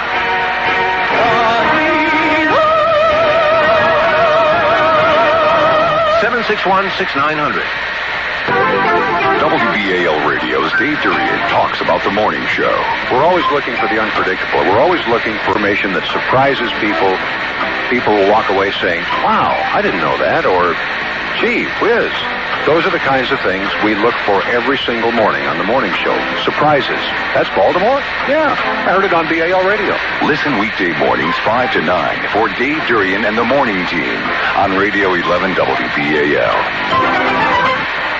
Whoever said it's better to give than to receive must have had Toyota in mind, because Toyota gives you a lot for your money. Better resale value, for one thing, gives you more money in your pocket at trade-in time. Gimme. According to Kelley Blue Book, after only 2 years, Toyota Camry's better resale value saved an average of $1,400 more than one of its competitors. Gimme. Buying that competitor was a gotcha. Another one of Camry's competitors would have cost you $2,900 more. Gotcha. The fact is, Toyota Camry has a history of higher resale value and lower repair costs. And that's just a few of the reasons Camry is rated a best buy for 94 by Consumer's Digest magazine. Gimme, gimme, gimme. Automobile magazine says Toyota Camry is the best car built in America. Gimme, gimme, gimme. Toyota. Worth more today and a lot more tomorrow. Gimme, gimme, gimme. See your Toyota dealer today. This is the WBAL Radio Sports Weekend, and we're celebrating America's great pastime. Who cares about the strike? Now, back to the 71 ALCS between the O's and the A's.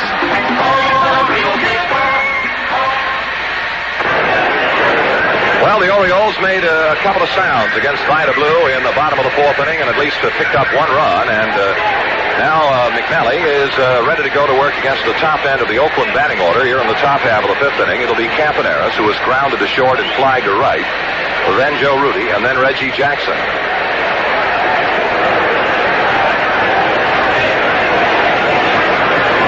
McNally's move on the first pitch to Campaneris. He bunts, third base side foul, strike one to Bert. Although there have been, so far in the first half of the ball game, not one of the tremendously dramatic sort of a moment, or a moment that was just overpowering with excitement. Certainly, there has been one little bit of humor injected in this ball game. The sight of plate umpire Hank Soar belting Boog Powell over the back with his chest protector. Another run up and look at a pitch and a ball. 1 ball, 1 strike to Campaneris. He gave indication of the bunt, ran up, shortened up on the bat, and took it outside. 1 ball and 1 strike. And as I mentioned, I'm sure the humor of the moment escaped Oakland manager Dick Williams as it nullified what appeared to be a good pitch. Swinging the ground ball at the shortstop, Belanger. He's got it on a head-high hop. A throw to Powell at first is in time. So Campaneris, first out in the top of the fifth inning, and now Joe Rudi. 1 for 2, a right field double, and a fly ball to the right fielder.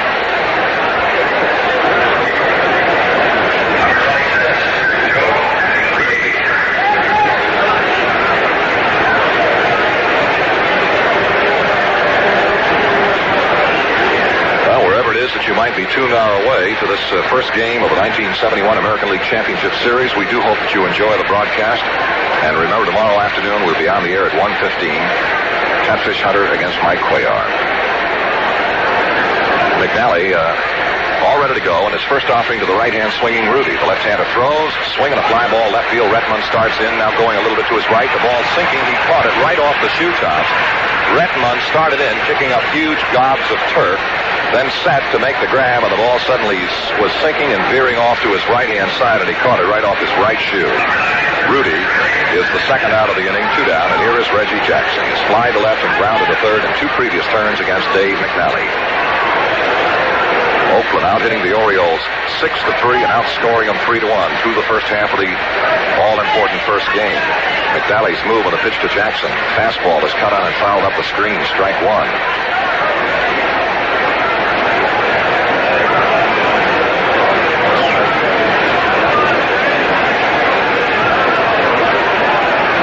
McNally works again. The 1-strike offering to Jackson. Breaking ball hit foul down the first base side off the foot of Reggie. So the count quickly 2 strikes. For the greater part of the afternoon, we have had nothing but brilliant sunshine here in Baltimore. We keep repeating that because that is of vital importance. If this Baltimore baseball diamond that has taken such horrendous pounding from the elements the last couple of days can just bake out, dry out, the baseball will be even better. And it certainly has been just grand this afternoon. The 2-strike pitch to the waiting Reggie Jackson. McNally delivers. Swing and a miss. Struck him out. Jackson goes down. 3 up, 3 down for the A's at the end of 4.5 innings of play. The score, Oakland 3, Baltimore 1. The boys of summer have taken a walk, but at Pimlico, their players are ready to play every day. They don't have strikes, lockouts, salary caps, or arbitration. Their athletes show up all the time, rain or shine. So if you're looking for excitement, a place to jump for joy, something to cheer about, Pimlico is your home away from Camden Yards. Every Tuesday through Sunday, they'll give you an all-star lineup. You'll see simulcast racing from Saratoga, Monmouth Park, and Arlington Park, in addition to live action at Pimlico. So if you're feeling shut out, step up to the plate at Pimlico, your best bet for a home run. It's the only game where the fans get paid to play. That's Pimlico Racecourse, where you'll see their all-star lineup every Tuesday through Sunday. And simulcast racing from Saratoga, Monmouth Park, and Arlington Park, in addition to all the live action at Pimlico. Post time is 1 o'clock. How clear is clear? Clear as a bell. Clear as crystal clear Amoco Ultimate Gasoline, the only premium refined at extra step to remove harmful impurities called PNAs. PNAs? What are they? Impurities other premiums leave in every tank full. Harmful impurities that can rob your engine of performance and contribute to hydrocarbon exhaust emissions. Fill up with crystal clear Amoco Ultimate. You expect more from a leader. Jobs, jobs, jobs at your Baltimore area Pizza Huts. There are over 50 Baltimore area Pizza Huts, including eat-in restaurants and delivery units. Their growth has been so extraordinary that they suddenly have more jobs than employees. They need managers, servers, cooks, and they have great opportunities for delivery drivers. The secret of Pizza Hut's success is that they find smart, hardworking employees, give them a fun working environment, and pay them well. If this description is appealing to you, then call the Pizza Hut Employment Hotline, 1-800-218-6010. Hello again, everybody. Hank Hackett here, talking with John Wetwater, Director of Shower Operations for the ball club. Hi, Hank. John, your job is to keep the team in hot water. I guess. So, you get here 6 hours before game time? Well, Hank, that's because my mom has to drop me off on her way to work. You're your mom. But that's changing. I'm getting an auto loan from Nations Bank. Nations Bank? Sure, Nations Bank offers flexible terms and great rates. But what about your strategies on shower heads? Look, you turn them on like this. Whoa, fascinating. Then you turn them off like this. Wow, that's water pressure. Pressure. Try being 35 and having your mom drive you on a date to the opera. Oh, that's tough. But things are going to get better, thanks to Nations Bank. So, what happens when a superstar says, we're out of hot water? I turn the knob that says hot water. Hank, this job is so easy, even a monkey could do it. Like this? Have a banana, Hank. Hey, thanks. You feel yours? Call 1-800-726-9572 or stop by a Nations Bank banking center today. Loan subject to approval. Equal housing lender. We're not striking out. We've got baseball. You're listening to a vintage Orioles game. It's the 71 ALCS between the O's and the A's during the WBAL Radio Sports Weekend.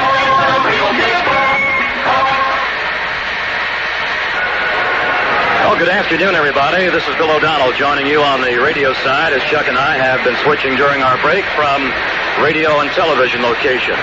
And the Birds need 2 to tie. They need 3 to go to head as they bat against Vida Blue in the bottom of the 5th inning. They'll go with Andy Etchebarren, Mark Belanger, and Dave McNally. Now the one plus, in addition to the Orioles getting the run last inning on doubles by Johnson and Rettenmund, later followed by a base hit pulled to right field by Boog Powell, is that really for the first time in the ball game they got a lot of wood with some consistency against Vida Blue. Etchebarren's up, deep fly to left to start the bottom of the 3rd, and now he begins the bottom of the 5th. He cuts and doesn't get that first pitch. Strike 1.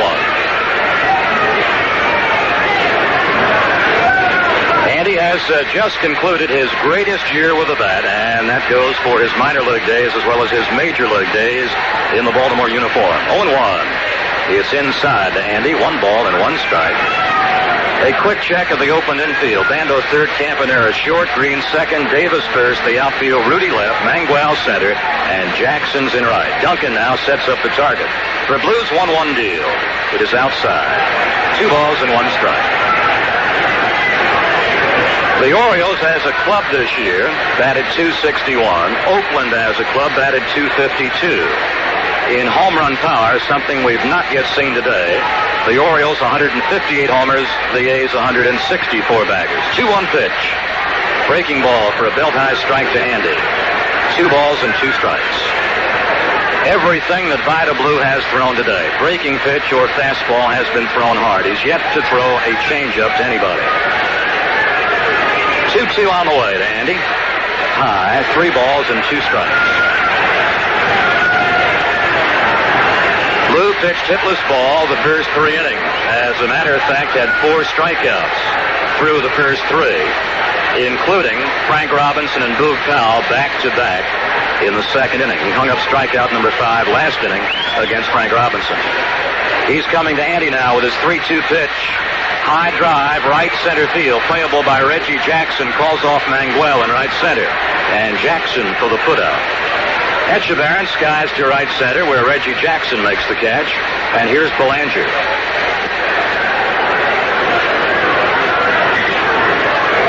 Now, a year ago this time, when the Orioles were in the championship series against Minnesota, people were telling you and telling you truthfully that Belanger had the good year with the glove, but the off year with the bat.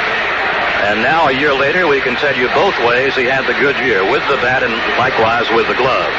Belanger was the Orioles' initial base runner of this ball game with a one-out pass in the third inning. One gone here in the bottom of the fifth. Left-hander Blue to Belanger. High with a fastball. The A's broke on top, pair of runs in the second inning. They went ahead 3-0 in the top of the fourth, and the Birds got one back last inning. Blue to Belanger, 1-0 right now. It is down the middle, 1 ball and 1 strike. The A's outfield plays Mangual a bit into right center. It plays Jackson directly into right and shallow to Belanger. The ball 1, strike 1 delivery coming on. It's a strike at Belanger's knees. 1 ball and 2 strikes. In these first 3 pitches to Belanger, he has not seen a ball in the same spot from Vida Blue.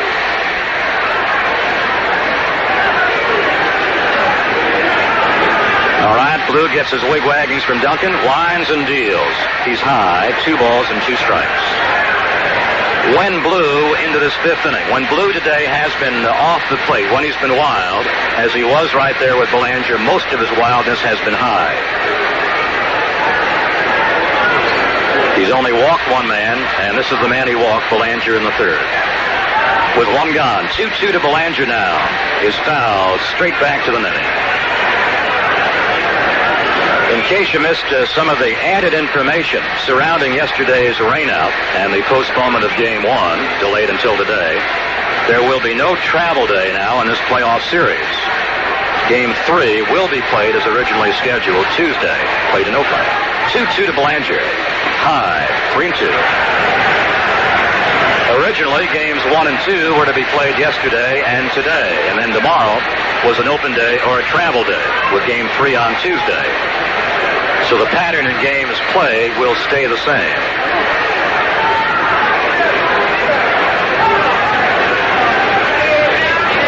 Belanger waiting on Blue's 3-2 pitch with 1 out and the bases empty, and here it is. Swung on and missed.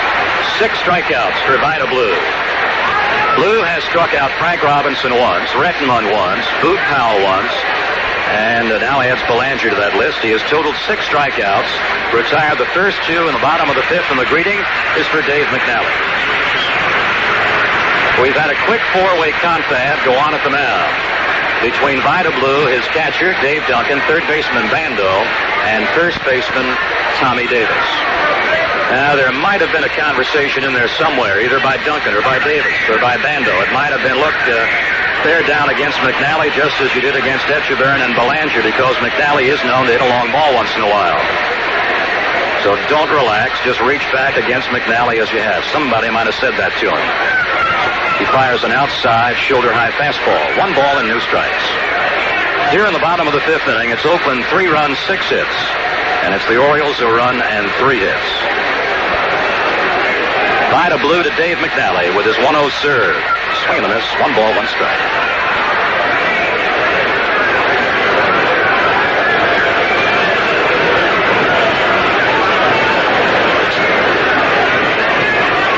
Blue settling now with both feet at the rubber and checks his catcher, Dave Duncan.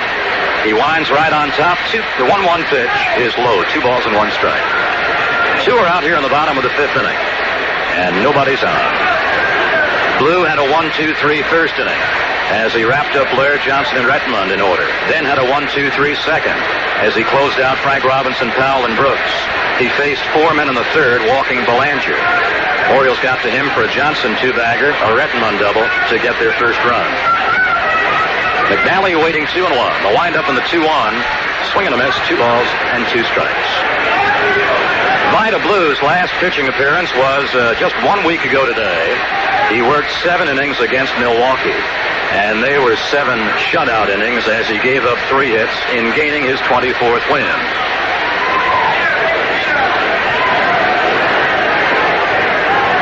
Serious head shaking at something now. Ripped is Ray by Duncan. Now he delivers 2-2.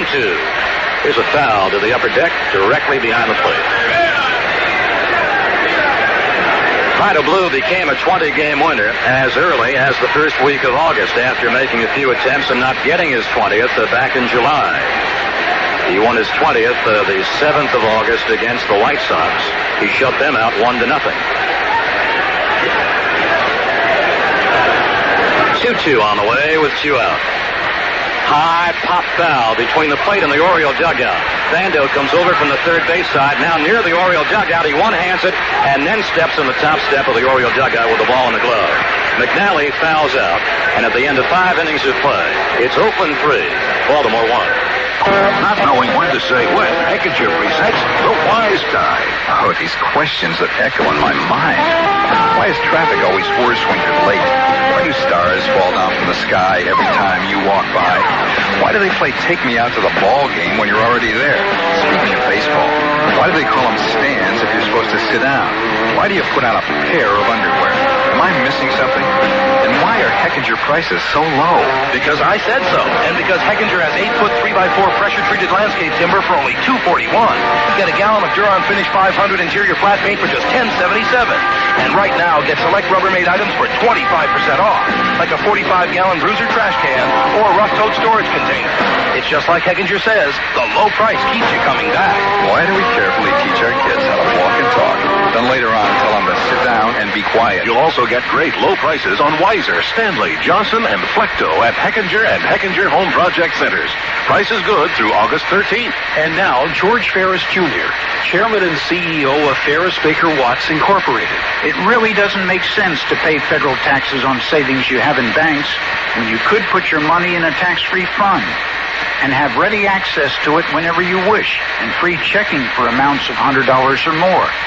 Ferris Baker Watts offers tax-free money market accounts managed by the professionals of the Reserve Fund, America's original money market fund. They invest exclusively in prime quality, top-rated issues, so you know your money will be safe and available when you want it. Call a Ferris Baker Watts investment executive for current yields and more information, including a prospectus. We keep our clients informed on investment opportunities because at Ferris Baker Watts, we want your business, we'll earn your trust. Call 1-800-247-7223. Ferris Baker Watts Incorporated. Member New York Stock Exchange, SIPC. And now, another episode of Better Living Through Radio, courtesy of your Baltimore Ford dealers. When you hear this sound, that means 2.9% financing for 48 months. And when you hear this sound, it means $750 cash back. Now through September 5th, when you buy a new Ford F-Series, you can choose between that's 2.9% financing or $750 cash back. So when you buy a new Ford F-Series now through September 5th, you have your choice of either that's 2.9% financing or $750 cash back. Until next time, this is Better Living Through Radio, courtesy of your Baltimore Ford dealers. F-Series 4.9-liter manual transmission regular cab models only. $750 cash back or 2.9% APR 48-month Ford credit financing equals $2209 per $1,000 finance with 10% down. Dealer participation may affect savings. Qualified buyers must take new retail delivery from dealers 9394 F-Series stock from 8694 to 9594. Residency restrictions apply. See participating dealer for details. Stepping up to bat on the WBAL Radio Sports Weekend, it's the 71 ALCS between the non-striking Orioles and the non-striking Athletics. Now, back to this vintage game. Well, here we go now with the top of the 6th inning, and leading off with the leading Oakland A's. They've got a bulge of 3-1. It'll be Tommy Davis, Sal Bando, and Angel Mangual. Davis skied to center first inning, and he pulled a base hit between Brooks and Belanger to left in the 4th inning. Outside by McNally, ball 1. Davis, Bando, and Mangual, and Oakland is on top 3-1. McNally has been roughed up for 6 base hits in the first 5 innings. He's got the strike above the knees now at Tommy Davis. 1 ball and 1 strike. He's struggling now with Tommy Davis. 3 balls and 1 strike. McNally rocks back, and here he comes. 3-1.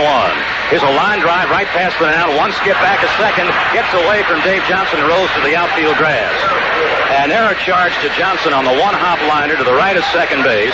It went by the mound, skipped to Johnson with one roll, and then went by him. And Johnson's been charged with an error. Davis, a base runner. Nobody out, and let's pause for station identification. This is the Oriole Baseball Network. World Series action here on Radio 11, WBAL in Baltimore, the City of Champions, Flagtown, USA. The A's have a base runner with Tommy Davis on the error by Johnson leading at first base. McNally to Bando. High drive back into shallow left. Belanger romping back inside the left field foul line. Belanger with a grab in shallow left field. Bando was jammed right down above the fist by McNally and sent a high popper into shallow left. Handled routine-wise by Belanger, and Davis stays at first. And the batter will be Mangual. All he's done is triple over a run and double over another run. He had a three-bagger to plate Bando in the second. He doubled to tally Davis in the fourth. Now Mangual, both times to the plate, has gone to the opposite field.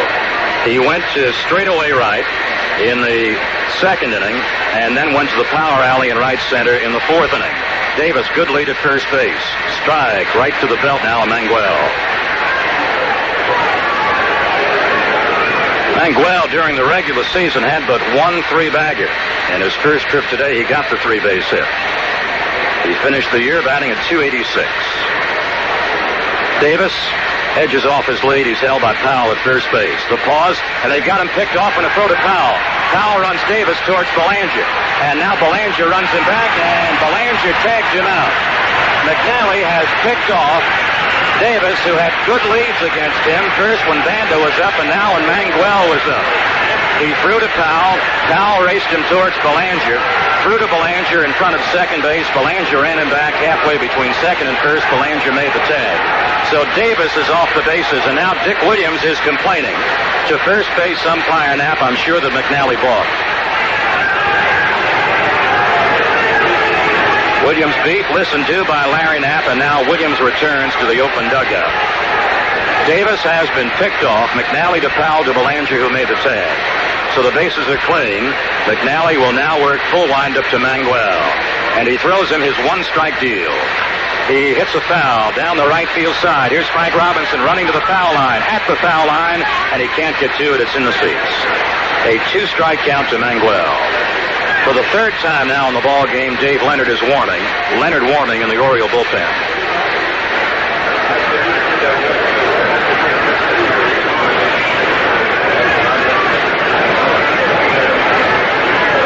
There is a bit of a wind here today, and the wind is blowing directly across the outfield, blowing from the right field to the left field corner. Two gone. The windup in McNally's next delivery is strike three, inside corner between the knees and the belt of Mangual. That gives McNally his fourth strikeout. And at the end of 5.5 innings, open 3, Baltimore 1. Hi, I'm Cal Ripken. The milk people asked me to come up with a list of things I really like with milk. Okay. Cereal. That one's pretty obvious. Peanut butter and jelly sandwich. Plain peanut butter sandwich. Plain jelly sandwich. Cookies. These are good for dipping in milk. Chocolate chip, oatmeal raisin, oatmeal cinnamon raisin. Those famous cookies, you know, with the cream inside. Pork chops. Don't dip those. I'm in a new section now. Hot dogs, apple pie, fondue. That's where you get your little spear. And you spear in a piece of bread and dip it in melted cheese. And cheese is made with milk, so it's really milk with milk. Potatoes, all pies, all cakes, including birthday. Cornbread, quiche. I admit it, I do eat quiche, but only with milk. Tacos, spaghetti, cheeky, chili. Can't read my own writing. Breadsticks, lasagna, and I'm taking some poetic license here, but these things go with milk too. Sunsets, summer afternoons, and warm puppies. Okay, who wrote on my list? Milk. Whole, low fat, or non-fat. It does the body good. Okay, should I go on to page 2? Fred Manfra here to tell you about the great opportunities Russell Toyota is offering you. Lease a brand new equipped 1994 Russell Toyota Camry for $199 per month for just 36 months. Payment excludes tax, tags, freight, first month payment, security deposit, and 10% cap cost reduction. Up to 45,000 miles, 10 cents per mile over based on availability. Or take advantage of Russell Toyota's one-payment 24-month Toyota Touch Lease program. And you can be driving a fully loaded 1994 Camry 4-door LE for $7,990. You heard me correct. A 1994 loaded Camry for $7,990 by taking advantage of Russell Toyota's one-payment 24-month Toyota Touch Lease program. Stop by Russell Toyota for further details. Russell Toyota has the deal to get you into a 1994 Toyota because only Russell Toyota sells and leases for less. Russell Toyota is conveniently located 1.5 miles off Beltway exit 15B at 6700 Baltimore National Pike, Route 40 West. Hey, sports fan, name the best field to be in for making money right now.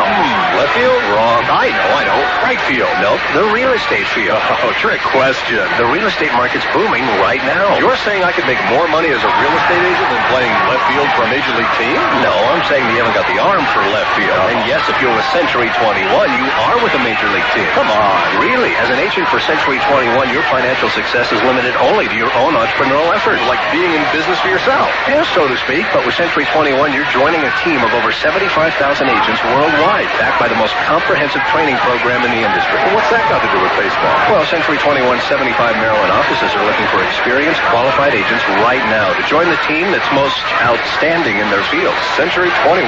Good answer. For more information on becoming a Century 21 sales associate, call 1-800-GOLD-C21 or your local Century 21 office today. Each office is independently owned and operated, an equal opportunity employer.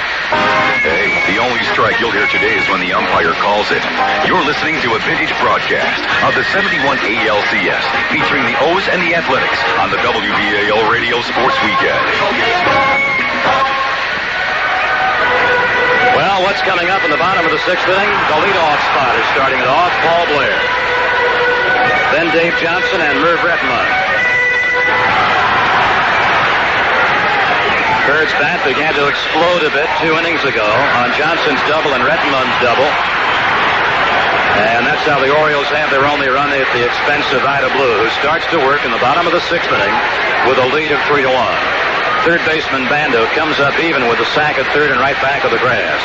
Blair struck out his last trip against Blue in the third. He flied to center in the first inning. Blue to Blair. Swing and a miss, strike one.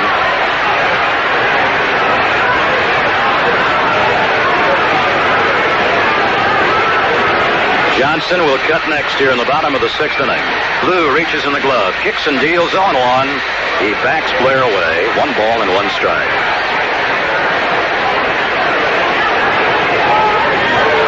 Deep man in the A's outfield is center fielder Mangual. 1-1 delivery. Swing and a miss. 1 ball and 2 strikes to Blair.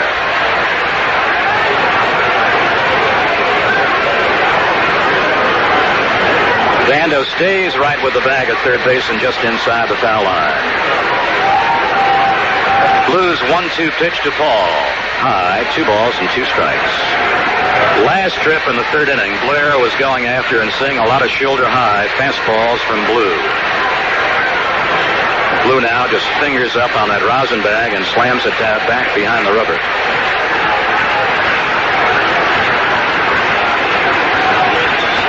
Blue to his motion. His 2-2 delivery. Inside, 3-2 to Blair.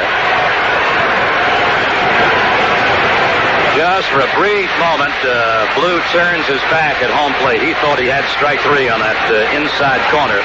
Letter high pitch to Blair. The count is 3 balls and 2 strikes. The motion by Blue. Kicks and deals. Here's a high drive into right center, playable by Reggie Jackson. He's waving off Mangual, and it's Reggie Jackson in right center. Jackson retires Blair, and there's 1 away in the Oriole half of the sixth inning. Here's Johnson's batting again now, and his 2-bagger pulled to the left field corner. His 2-bagger in the fourth inning started the Oriole rally, and he came romping right home on Rettenmund's 2-bagger to right field. Johnson has popped up, doubled, and scored. Johnson, just a story of complete consistency with the bat the last 3 seasons. 280 in 1969, 281 last year, 282 this year. Swinging a foul, comes off the foot now of Johnson. 1 strike to Davey J. Rettenmund will be cutting next.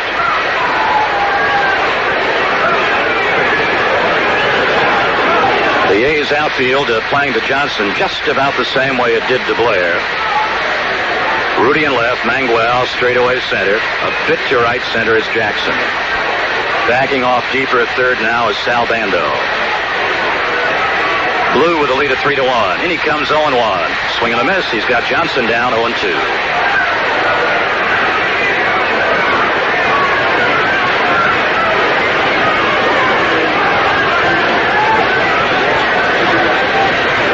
Duncan now sets low with a 2-strike target. Here's a ground ball back of second base. Backhanded by Green. His toss is in time to get Johnson by a step. Well, a play that some fellows might have not played routine-wise, Dick Green did. He went back of the bag, went the backhand route to pick it up, and then toss out Johnson with an underhand flip to Tommy Davis. Johnson becomes the second out. And here's Rettenmund, who has driven over the only Oriole tally. Rettenmund fanned on a 3-2 pitch in the first inning. Then he faced Blue with Johnson at second base in the fourth inning and drove over Johnson with a 2-bagger. Two gone in the bottom of the sixth inning. Blue did not give up a base knock in the first 3 innings. Has chalked up 6 strikeouts in 5 2/3 innings. Blue's first pitch on the way to Rettenmund. Low for a ball, 1-0. Bando at third base playing much wider away from the line than he did against Johnson. And Campaneris shades strongly to his glove side against Rettenmund. They're playing Merv to hit the ball directly up the middle. Blue to Merv 1-0. He pulls the string on the breaking ball and zips it in for the strike. 1 ball and 1 strike to Rettenmund.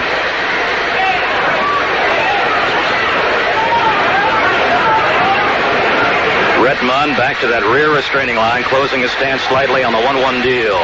It's a strike on the inside edge to his knees. Hank Soar is calling balls and strikes.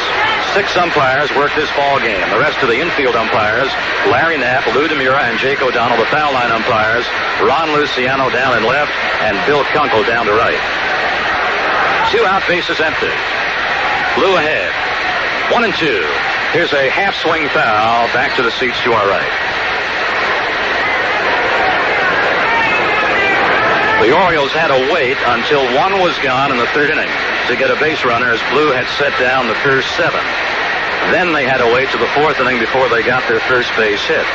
They got all 3 of their hits and the run in the 4th inning. Since that time, Blue has retired Brooks, Andy, Belanger, McNally, Blair, and Johnson in order. He's 1-2 again to Rettenmund.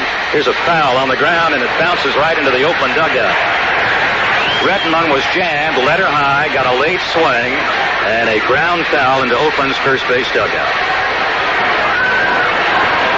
So Blue and Merv continue their 1-2 battle. They had quite a battle on 3-2 pitches back in the first inning.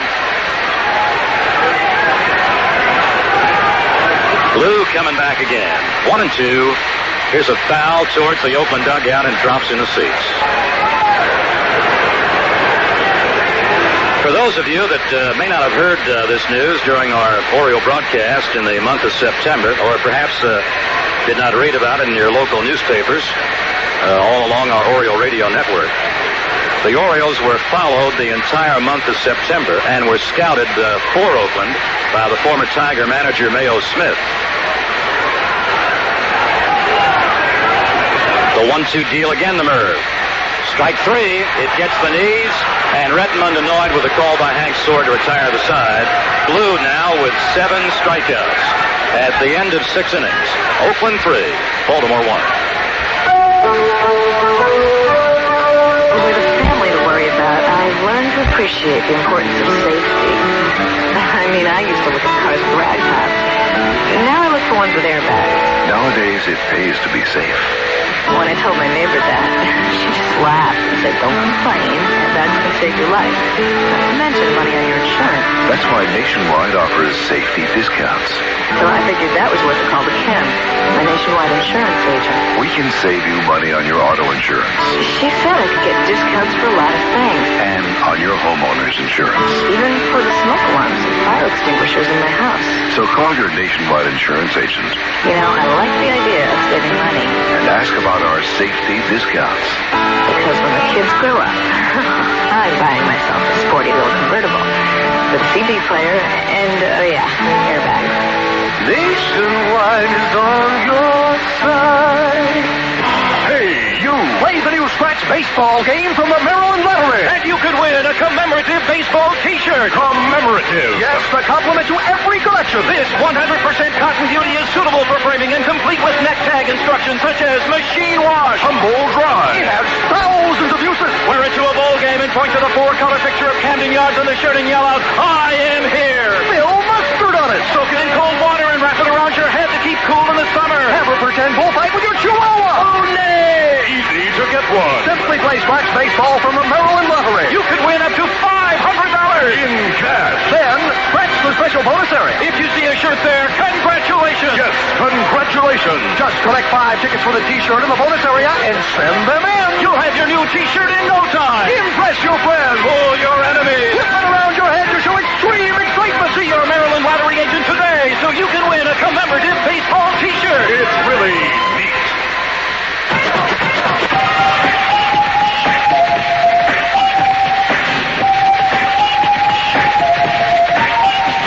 Whenever there's a pool, there's always a search. Whenever there's a school, there'll always be homework. Whenever there's a beach, there's always a song. Whenever there's fun, there's always Coca-Cola,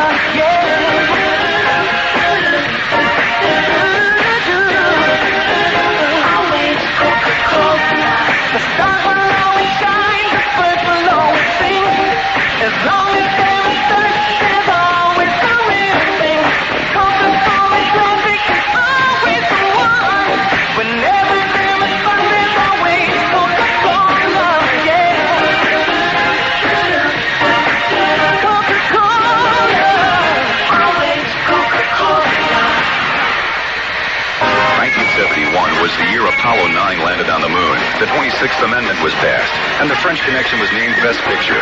You're listening to the Strike-Free 71 ALCS on Radio 11 WBAL. Well, the 6-inning totals now as we wait for the A's to bat in the top of the 7th inning. 3 runs, 6 hits, no errors for the leading A's. A run, 3 hits, 1 error for the trailing Birds.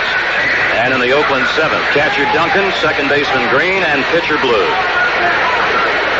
Duncan doubled and knocked over an A's run in the 2nd inning. He bounced out third to first in the 4th inning. Duncan, the right-hand batting, number 7 man in the Oakland order. All right, McNally starts his work in the top of the 7th inning, and he's outside low to Dave Duncan. 1 ball and no strikes. Oakland had an early advantage in this season series against Baltimore. The A's won 4 of the first 6 played, and the Orioles wrapped up the series by taking the last 5 in a row. McNally's changeup lined left field, base hit, run down by Rettenmund. Duncan timed the McNally changeup perfectly and has his second base hit of the afternoon. It is the first hit off McNally since the 4th. Duncan's on a 2-for-3 day. 7 hits now for the Oakland Ball Club, and the batter is Dick Green. He laid down a sacrifice bunt, was tossed out on the bunt by McNally in the 2nd, then was intentionally walked with first base open. 2 out, and Mangual, the runner, at second base in the 4th inning. Duncan, short lead at first base. Inside low, and Etchebarren diving to one knee to save it. 1-0, the right-hand swings of Dick Green, and that's going to get the Oriole bullpen active again. It's been active 3 times today, twice with Leonard and Jackson, the last time only with Leonard. Duncan just had the leadoff base smash to left to start the top of the 7th. The pause to the belt now by McNally. Working 1-0. Here's a ground ball to Belanger at short, to Johnson 1, to Powell, double play. Belanger, Johnson, Powell, double up Duncan, the base runner, and Green, the batter. Now, for the 3rd time, the Orioles double-teaming relievers in the bullpen. They've got Jackson up again along with Leonard. And now to Vida Blue. Struck out swinging against McNally in the 2nd, then admired strike 3 in the 4th inning. And Blue swings the bat just as he throws. 2 gone, top of the 7th inning. Full windup by McNally. Here's a foul, back to the seat, strike 1.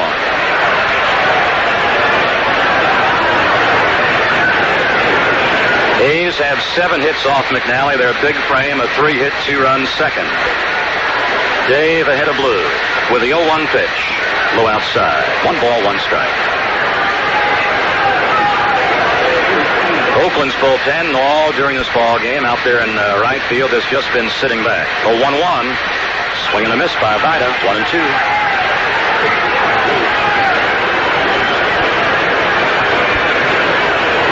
Scheduled starters tomorrow in the 1:15 contest. Mike Cuellar against Oakland's Catfish Hunter. With 2 out, the bases empty. Struck out swinging against McNally in the second. Then admired strike 3 in the 4th inning. And Blue swings the bat just as he throws. 2 gone, top of the 7th inning. Full windup by McNally. Here's a foul. Back to the seat, strike 1.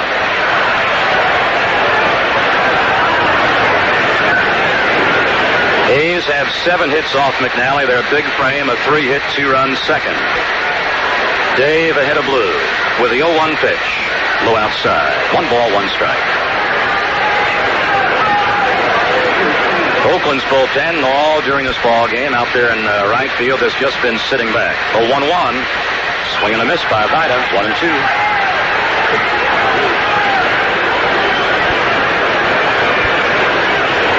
Scheduled starters tomorrow in the 1:15 contest. Mike Cuellar against Oakland's Catfish Hunter. With 2 out, the bases empty. Blue swings and strikes out, and he now has fanned 3 straight times. McNally has 5 strikeouts, and at the end of 6.5 innings, it's Oakland 3, Baltimore 1.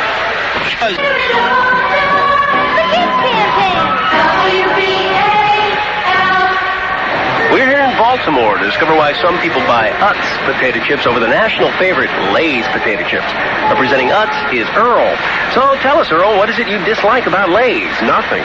I just don't like new things. But Lay's aren't new. I don't like things made after 1911. Well, you're really missing out on that great Lay's taste. See my lighter? 2 sticks rubbed together. Yeah, but Lay's... My lunch? Leftovers. Uh-huh. From 1903. Fine, but Lay's... I wash my clothes once a week. That's not so unusual. With a stone by the edge of the river. Okay, but at least you'll admit that if you were going to state a preference, you'd say Lay's taste better than Utz. Well, sure they do. I just don't like them. Because Lay's are new? That's right. Well, I gotta be getting home. You want to ride? Where's your car? Oh, why'd I ask? Giddy up! Oh, boy. Lay's is winning lots of taste tests lately. But see for yourself. Look for the Lay's Challenge booth in your area. Hey, you don't become America's best-selling potato chip without winning a lot of local taste buds.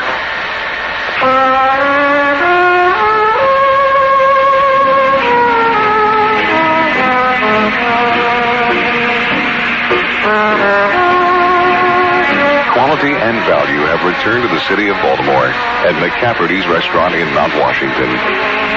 Quality service, fine food, fair prices, and the option to dress casually places McCafferty's in a superior category all to its own. McCafferty's, one of the only restaurants in the country serving USDA prime beef and lamb direct from its family ranch in Montana, a tradition there since 1887. McCafferty's requests the pleasure of your company this Sunday and every Sunday for dinner, featuring the Zim Zimmerl Big Band Sound. For reservations, call 664-2200, 664-2200. McCafferty's, quality, richness, and tradition.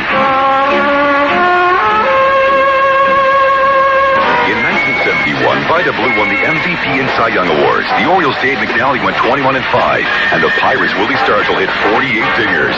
You're listening to the 71 ALCS between the O's and the A's on Radio 11 WBAL. Well, 7 strikeouts. Vida Blue with a 3-1 3-hit lead in the bottom of the 7th inning. He has power pitched his way to strike out Frank Robinson twice. And he leads off against Frank Robinson in the bottom of the 7th inning. He fanned Frank in the 2nd, struck him out in the 4th. Frank Robinson, Boog Powell, and Brooks Robinson. The A's lead 2 runs at 3-1. It's been that way since the bottom of the 4th inning, and here we go with the home half of the 7th. Outside to Frank. A little bit of stirring, and I believe for the first time we might have activity begin in the Oakland bullpen. A couple of fellas beginning to rise and move about.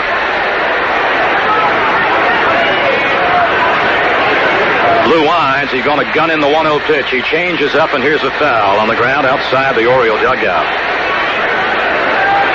Blue has thrown that changeup of his a little bit more these last 2 innings after power pitching his way with hard breaking stuff and good fastballs through the first 5 innings. He's 1 ball, 1 strike to Frank Robinson.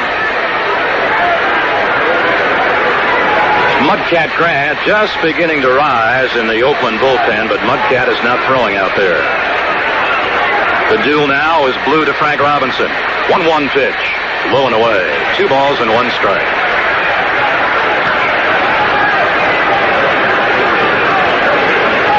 Deep left is the Oakland left fielder, Joe Rudi. Also fairly deep to center is Mangual. Vida Blue begins his motion. Here's his 2-1 offering. Swing and a foul tip out of Duncan's mitt. 2 balls and 2 strikes.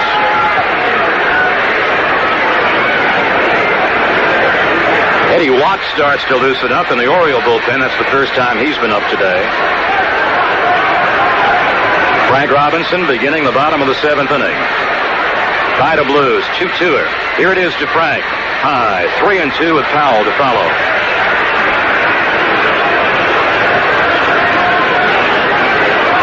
Oakland 3, the Birds 1, bottom of the 7th inning. Blue has limited Baltimore to 3 base hits, all coming in the 4th inning. His 3-2 deal to Frank is ball 4. So Frank's a base runner for the first time. That is Vida Blue's 2nd walk. He passed Belanger with 1 gone in the 3rd. He now walks Frank to start the bottom of the 7th inning. That's the 2nd time, only the 2nd time, the Orioles have had a leadoff man aboard. They got Johnson aboard to lead off the bottom of the 4th inning, and Johnson scored after his 2-bagger, followed by Rettenmund's double. Here's Boog. He slammed a base hit to right in the 4th. Struck out against Blue in the 2nd. Now activity does begin in earnest in the Oakland bullpen. They've got a left-hander and a right-hander firing. Frank Robinson leads at first base, and Davis holds him on. Blue gives Frank Robinson a look. Works Powell. Swing and a miss. He was thrown high and above the shoulder. The left-hander for Oakland is Darrell Knowles. The right-hander is Rollie Fingers.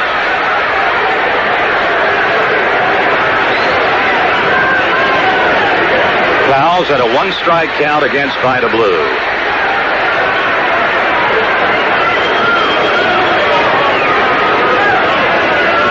Duncan and Powell just slowing things down a bit for Blue. Duncan had stepped to home plate to bark something out, and Powell had stepped out.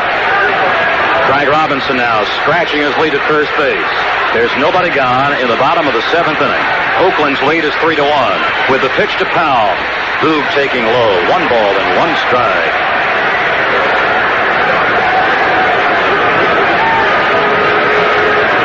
Blue did average a strikeout an inning in the first half of the year when he picked up 17 wins and only 3 defeats. His inning strikeout ratio dropped a bit over the second half. The 1-1 to Boog. It's a strike. Boog began to go, and then the strike was ripped up by Hank Soar. 1 ball and 2 strikes.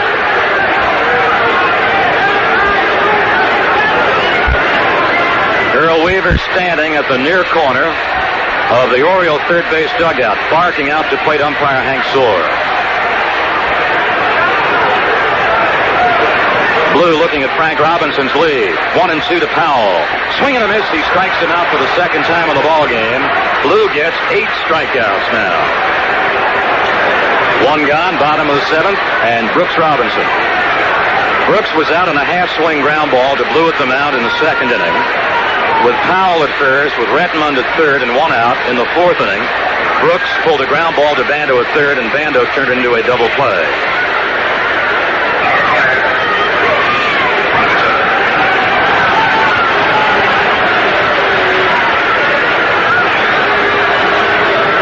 It's Fingers and Knowles, right-hander and left-hander, still at work in the Oakland bullpen. And Watt continuing to throw in the Oriole bullpen.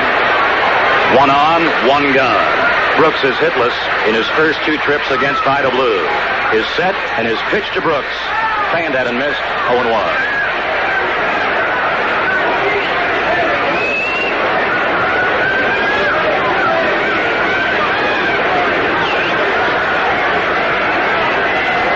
Rudi in left is not playing Brooks Robinson to pull. Bando guarding the third base foul line fairly tight. Here's a ground ball wide of third and by Bando. And run down by Rudi. To second base is Frank Robinson. Against Brooks here in the seventh, Bando is fairly tight to the foul line. Brooks hit a ground smash to Bando's glove side and by him for a base hit to left.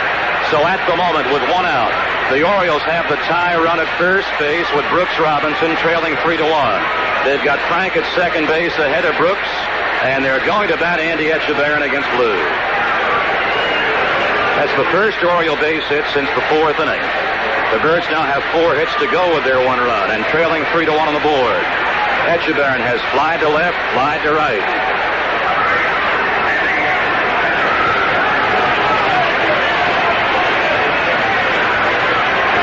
Dick Green moves in a bit towards second base, and just to the first base side now of second, he barks to Blue, reminding Blue about Frank Robinson.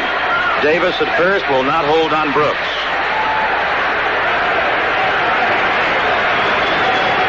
Blue checking with Duncan. Now sets to watch the runners. Delivers Andy. Here's a high drive to right field. Backing up is Jackson in there. Frank Robinson tags at second. Jackson with the catch. Frank going to third. The throw to third, not in time, and Frank Robinson clear. Etchebarren skies to Jackson, a little bit deeper than medium right, but not really deep right. And Frank tagged at second and raced to third after the catch by Jackson for the second out. Brooks stays at first base, so second base is open.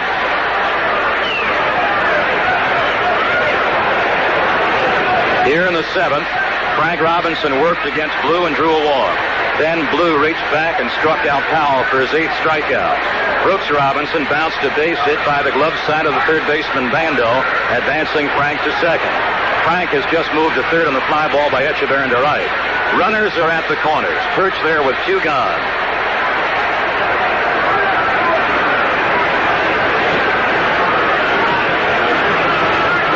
The Orioles have brought out Moten. Moten's in the on-deck area for McNally. Runners, third and first, 2 gone. Belanger hits a foul right back into the booth and strike 1. Against Blue, the Blade walked in the third, struck out against Blue in the fifth. Left-hander Knowles, right-hander Fingers. They continue to fire in the open bullpen. It's the first time the A's pen has been at work today. 2 runners at the corners in lead. The 0-1 to Belanger. Line drive, base hit, center field. Frank Robinson scores to make it 3-2. Brooks goes to second. A hot liner right up the middle, and now it's a 1-run difference in the ball game. Oakland 3. Baltimore 2. Moten will bat for McNally.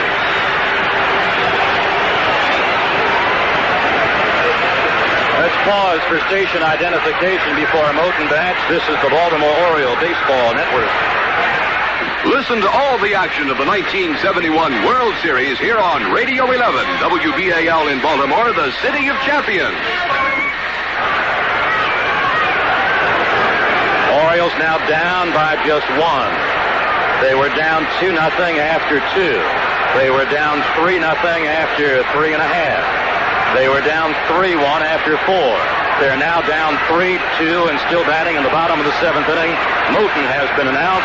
Moten will swing for McNally.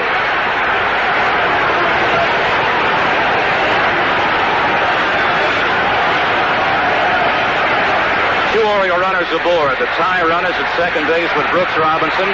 The go-aheader at first base with Belanger. Moten takes high from Vida Blue. And Moten has asked plate umpire Soar to check the ball being used by Blue.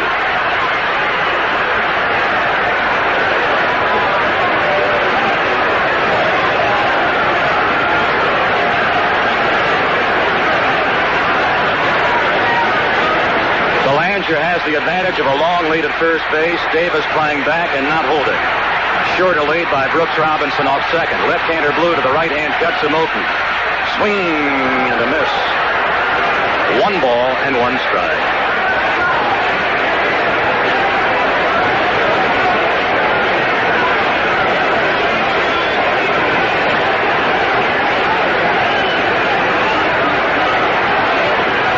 Moten shutting for McNally. The Birds trailing 3-2.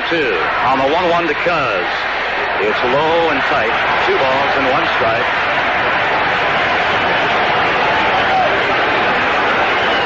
Here in the 7th, a walk to Frank Robinson, then a Powell strikeout. A base hit by Brooks Robinson. A fly ball by Etchebarren to right, advanced Frank to third. And a line single up the middle by Belanger, plating Frank from third base. Belanger off first, double-checking where Davis is playing deep behind him. Brooks Robinson looks at the shortstop and the second baseman Green as he edges off second. The count is 2 balls and 1 strike to Moten with 2 on and 2 out. The next Blue pitch. Low inside, 3-1. 3 balls, 1 strike to Moten.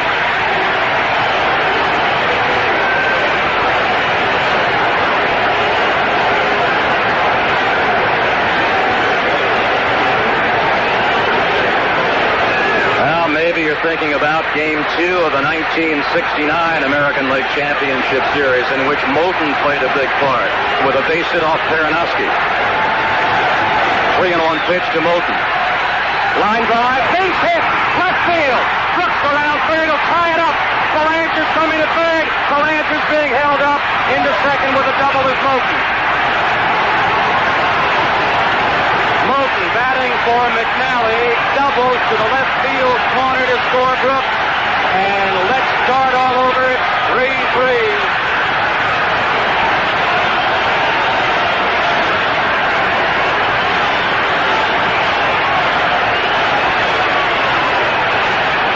Hit second base, it looked like he might have pulled a muscle, and Palmer's going to run for Moten.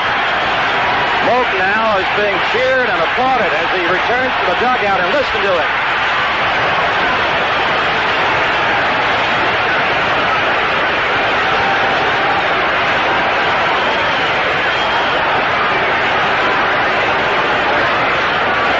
Bill Bowling just making the announcement over the Memorial Stadium public address system of Palmer running for Moten, who just batted for McNally and doubled over the tie run after Belanger had singled up the middle to score Frank Robinson and get the Birds to within 1 run.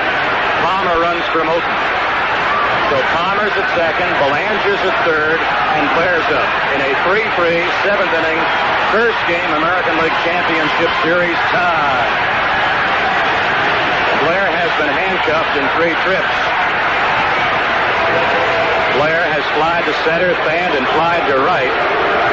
And now Bando and Campaneris have called time to decide how to play against Blair. Blair is batting with 2 out. Bando plays Blair wide of third and right to the grass. Palmer running for Moten, off second. Belanger escapes off third with 2 out. The winding Blue to Blair. Strike is called. He put it in between the knees and the belt to the outside edge of the plate.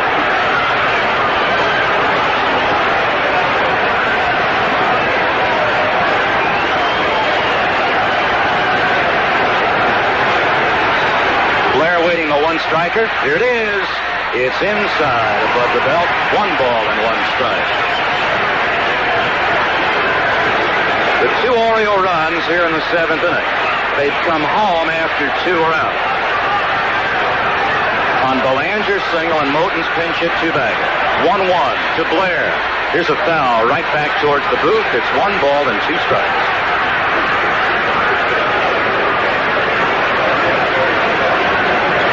The go-ahead run is at third with Belanger. Halfway home, back of Belanger is Palmer running for Moten.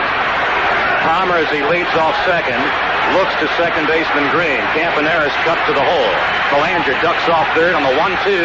Blair fouls it off with a late cut. Blair was thrown letter high to the outside corner, took a defensive and protective swing to get a piece of that Blue pitch. 3 hits this inning, plus a walk, and 2 runs. And a 3-3 7th inning deadline.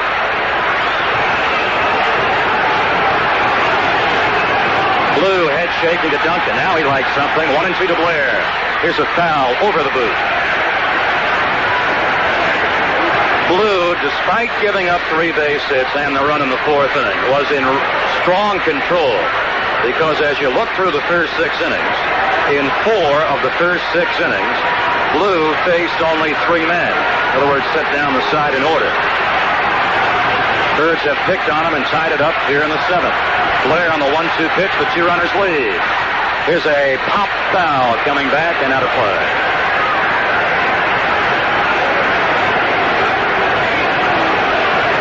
Belanger at third base. Palmer running for Moulton, back of him at second base. The power pitching of left-handed youthful sensation Vida Blue had the A's ahead 3-1 in the bottom of the 7th, but no longer. It's a 3-3 tie. 1 ball, 2 strikes to Blair. Belanger off third. Palmer off second. The next delivery. Ground ball, base hit, left field. Belanger comes home. Here's Palmer coming home. Blair's on his way for 2. He's 5. He's safe with a 2-bagger, and the Orioles lead 5-3.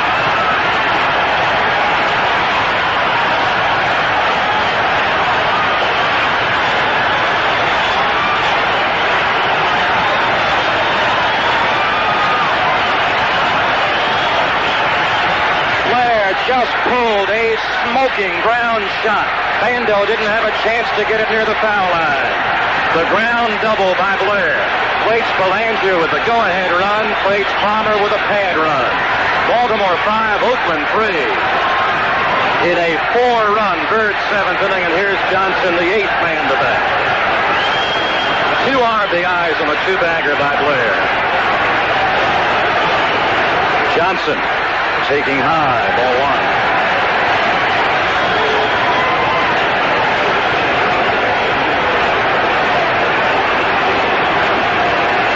Blair halfway home with 2 outs. The 1-0 to Davey J. Inside with a breaking ball, so Blue is behind. 2 balls and no strikes. In only 1 inning, really only 1 inning, before this bottom of the 7th, did this crowd here in Baltimore of about 40,000 really liven up, and that was in the 4th inning when the Orioles got their run. And now it's really livened up here in the 7th with 4. The 2-0 to Johnson. Here's a ground ball at second baseman Green. Green digs it out, throws out Johnson, and that's all for the 7th inning. Give the Orioles 4 runs with 4 hits. And at the end of 7 innings of play, Baltimore 5, Oakland 3. Hey, I'm back calling people on their car phones, reminding them to change their oil at Jiffy Lube. Hello? Hello? Yeah, can you hear me? Yes, can you hear me? I just barely can hear you. Who's this? This is Oscar. Hey, Oscar, how you doing? What kind of car are you sitting in? A Ford. And when you need that oil changed, Oscar, where do you go? Lube, Jiffy Lube. What do you like about them? The quality. They're very good. Now, what do they do to your car exactly? Well, they change the oil, check the brake fluid, lubricate, do it all. You ever had them install an air filter or replace an air filter? If they need air filter, they install an air filter. The differential fluid, differential, right? Radiator service, air conditioning. It's fast too, isn't it? It's fast. They did a beautiful job. It's a beautiful place, isn't it? It is a beautiful place. You know, Oscar, everything is beautiful in its own way. Air conditioning recharge now available at many Jiffy Lube stores. Call for details. Hi, my name is Kevin, and I'm here at the Bank of Baltimore getting my car loan repaired. And this is Teresa. She's working on refinancing my car right now. Hi, Teresa. Hi. My car loan's really out of alignment, isn't it? Well, it's in bad shape. Yeah, well, it's a 90, and I haven't changed the interest rate since I bought it. That's probably way too long, huh? It sure is. Now, I see you have my loan figures hooked up to this machine here. Now, what is this? This is a computer. A computer now. And what is that saying? Well, your old loan was around 12.5%. 12.5, is that bad? Oh, yeah. It should be running between 8 and 9%, maybe lower. Oh, boy, I'm sure glad I came in. That can save me what? Hundreds of dollars. Hundreds of dollars? Oh, yeah. Just like that? Just like that. Wow, okay, there you have it. So why put it off? Come into your nearest Bank of Baltimore for auto refinancing. Great rates, limited time only. You can even do this by phone, can't you, Teresa? Sure can. See? So call 1-800-438-8549 to apply or for all the details. Anything you want to add there, Teresa? Some restrictions apply. Member FDIC, equal opportunity lender. Wow, this gal's a pro, isn't she? Penn Pontiac GMC truck is having their earliest model year-end cleanup sale in history. Why? They've got to make room for construction equipment and materials being used to expand Penn Pontiac GMC truck's new showroom. If you're looking for the most car for your money, you must stop by Penn Pontiac GMC truck at Kane and North Point Boulevard. You'll find Grand Ams marked down for thousands less than comparably equipped Accords or Ultimates. Bonnevilles for over $10,000 less than Lexus ES300S, including anti-lock brakes, dual airbags, and power windows, and Sunbirds marked down over $1,000 less than comparably equipped Hondas. And there's lots more. Your new Penn Pontiac comes with roadside assistance 24 hours a day, courtesy transportation, and no deductible warranty. Come see Penn Pontiac GMC truck for peace of mind before, during, and after the sale since 1926. Penn Pontiac GMC truck, conveniently located just off I-95, Eastern Avenue, exit 59 at Kane and North Point Boulevard.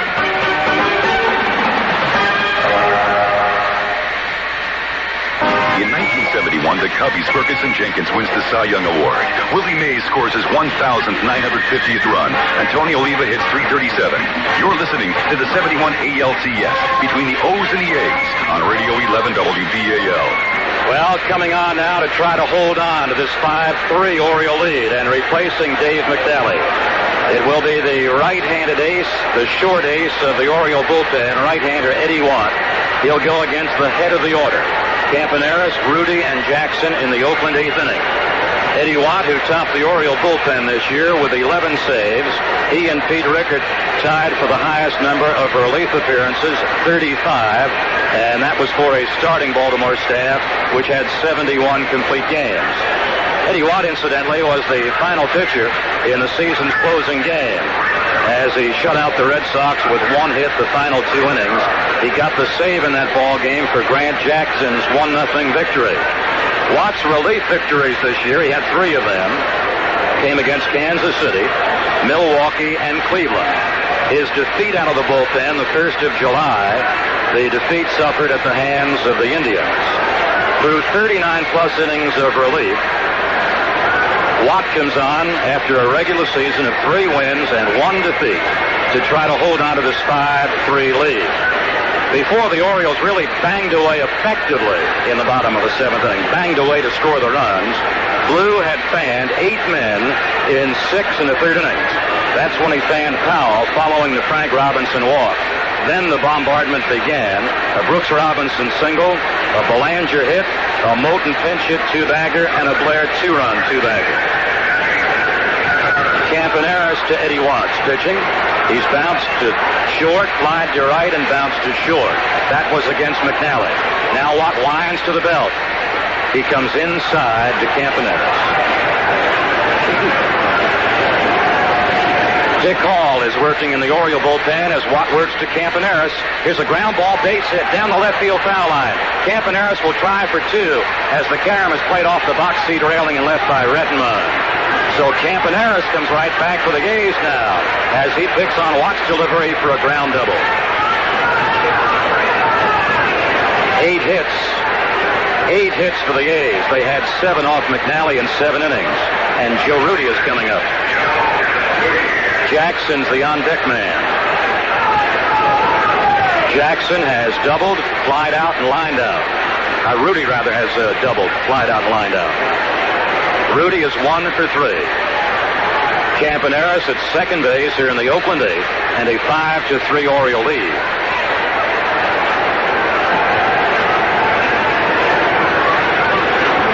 Watt looks back to the lead of Campaneris, delivers Rudi. Slider low. Right-hander Hall, right-hander Dukes, left-hander Rickert. So triple activity in the Baltimore bullpen in the top of the 8th. Rudi out of a closed stance. Tall, right-hand batter, waiting for a Watt set. To the belt, 1-0. Here's a line drive, 1 skip, pulled down by Johnson. Going to third, Campaneris as Johnson throws out Rudi from the right side of the infield.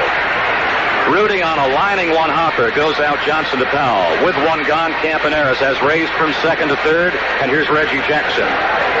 Rolly Fingers, the Oakland right-handed reliever, who was warming in the bottom of the 7th, now heating again in the Oakland pen in the top of the 8th. Rudi becomes out number 1. Jackson went hitless against McNally. Skied to left, bounced to third. McNally fanned him in the 5th. Watt to Jackson. Snaps it low, ball one.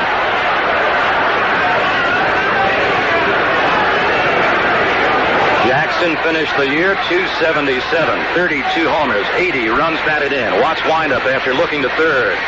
Breaking ball popped up. Second baseman Johnson drifting to the outfield grass. Blair coming in. Blair makes the catch. Campaneris bluffs running in from third, and Blair throws right home, cut off by Powell. Had Campaneris come home, he might have been dead duck, because Blair threw right to the plate, and between the plate and the mound, it was cut off by Powell. So Jackson skies to shallow right center, and Blair made the catch as he called off Johnson. Two are gone, and here's Tommy Davis. The Birds keep that three-way action going in their bullpen. The right-handers, Hall and Duke, draped around Rickard.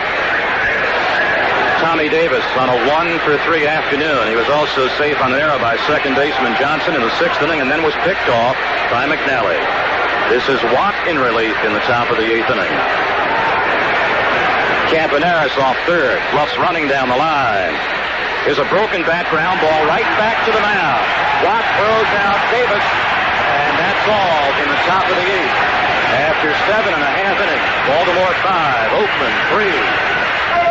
In the course of human events, it sometimes becomes necessary for a person to change their course. And instead of commuting across town to work, commute across America to a meeting, or indulge in the pursuit of happiness and soar the spacious skies to purple mountains' majesty, or from sea to shining sea.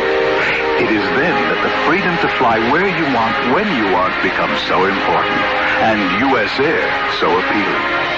U.S. Air and U.S. Air Express fly nonstop to more places from Baltimore than any other airline, giving you the liberty to travel in the east from Maine to Florida, all across the Amber Waves, and to the West Coast. So as you travel the land of opportunity, remember, U.S. Air gives you the most opportunity to land where you want. When you're ready to unwind and have some fun in the sun, take advantage of U.S. Air's convenient non-stop service to Bermuda and St. Thomas, or our one-stop service to Grand Cayman. Call today for details. If you're like most people, you don't mind being surprised. Like being surprised around the holidays with the gift you never thought you'd get, or a surprise birthday party. But when it comes to getting a new muffler system, nobody likes surprises. Which is why Speedy is announcing the No Surprises Exhaust System sale. For a limited time, you get a complete exhaust system from the converter back, parts, labor, and a lifetime guaranteed muffler for one low price. And just how low is that price? Well, for compact cars, it's $94.95. For mid-size cars, it's $114.95. For full-size cars, $134.95. And for import cars, it's $149.95. So if you need a new muffler, but you really don't need surprises, why not take advantage of Speedy's No Surprises Exhaust System sale? You see, at Speedy, we're working to earn your trust. Limited time offer. Certain model years require a resonator and or flex pipe at $29.95. See manager for vehicles covered. Offer good at participating locations only. Madam Cassandra, what do you see in my future? Oh, I see a man. A man? Really? Yes. Is he strong? Yes, strong. Dependable? Yes, and hard-working. Oh, Madam Cassandra, when will I meet this man? Tomorrow. Tomorrow? He's replacing your old air conditioner. My air conditioner? It's about to go kaput. Kaput? But I see some good news. He's replacing it with an efficient, reliable unit from Train. Oh, a Train air conditioner. Well, that's wonderful. Yes. But there's some bad news, too. Bad news? After tomorrow, you may never see him again. Never? Honey, he is installing a Train. Call Allied Phillips Incorporated, your authorized Train dealer today, to learn more about the installation of a high-efficiency Train air conditioning or heat pump system. Call Allied Phillips at 391-6110. That's 391-6110. We're striking back as the WBAL Radio Sports Weekend has your baseball fix. You're listening to the Orioles and the Oakland A's and a battle for the 1971 ALCS crown.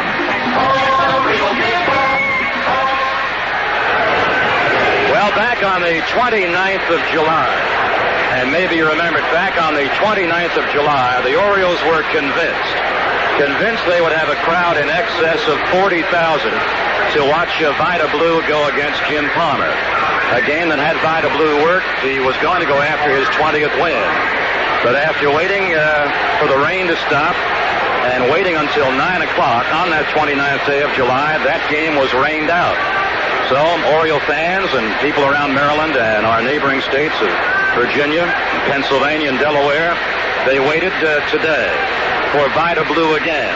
And Blue had strong efforts in the early part of the ball game, gave up a run to the Orioles in the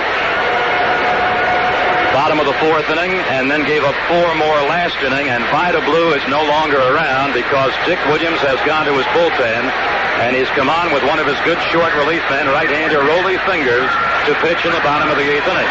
And it's Fingers first of all against Merv Rettenmund. So Blue worked 7 innings, just as he did last Sunday against Milwaukee, but today against the Orioles gives up 5 runs and 7 hits.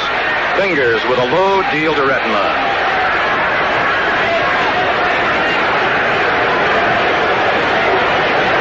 Fingers won 4, lost 6. He had 17 saves, however, during the regular season. 1-0. Fly ball, center field. Mangual backing in there, waiting. He's got it measured, and Mangual for the put-out. Rettenmund is out number 1 in the bottom of the 8th inning. Here is Frank Robinson, and Rollie Fingers remembers Frank Robinson extremely well because it was Fingers on one pitch in a ball game in this park. When Oakland had a 2-0 lead, he gave up a 3-run homer in the 9th inning to Frank Robinson. He snaps it in for a belt-high strike. Frank against Blue, struck out in the 2nd. In the 4th again, walked and scored a run in the 4-run 7th. 1 gone, bases empty in the Oriole 8th inning, the 1-strike delivery. Fanned at and missed by Frank, 0-2.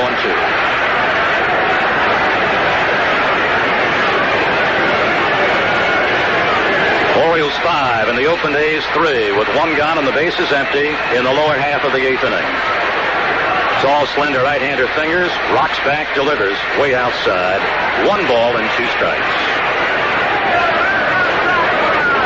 That home run by Frank truly might have been his biggest clutch wallop of the season. Of course, his biggest wallop was the home run number 500 of his career. Fingers 1-2ing Frank Robinson with 1 gone. Swings and strikes out. That's the 3rd time Frank has fanned today. Tried to check the swing, but did not check it in time. So Oakland pitching has 9 strikeouts, 8 by Blue, and number 1 now for reliever Fingers. And here's Powell.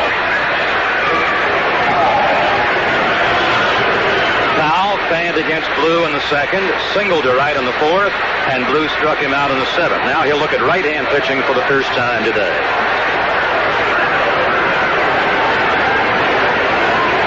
Fingers nods okay to Duncan. His deal to Powell, right down the middle, strike 1. 2 gone on the bottom of the 8th inning. And the Orioles, who jumped on Blue to get 4 runs last inning, are ahead in the ball game 5-3. Fingers kicks and deals Boog, going 1. Here's a high pop-up foul and out of play. 2 strikes to Boog. If Powell can deliver with something here in the 8th inning with 2 out, Brooks Robinson would get his turn also. It's 5 runs, 7 hits for Baltimore. It's 3 runs, 8 hits for Oakland. Now in the Oakland 9th, the do batters, Bando, Mangual, and Duncan. All are right-hand swingers. Fingers coming in, 0-2 with a changeup outside. He pulled the string, 1 ball, 2 strikes.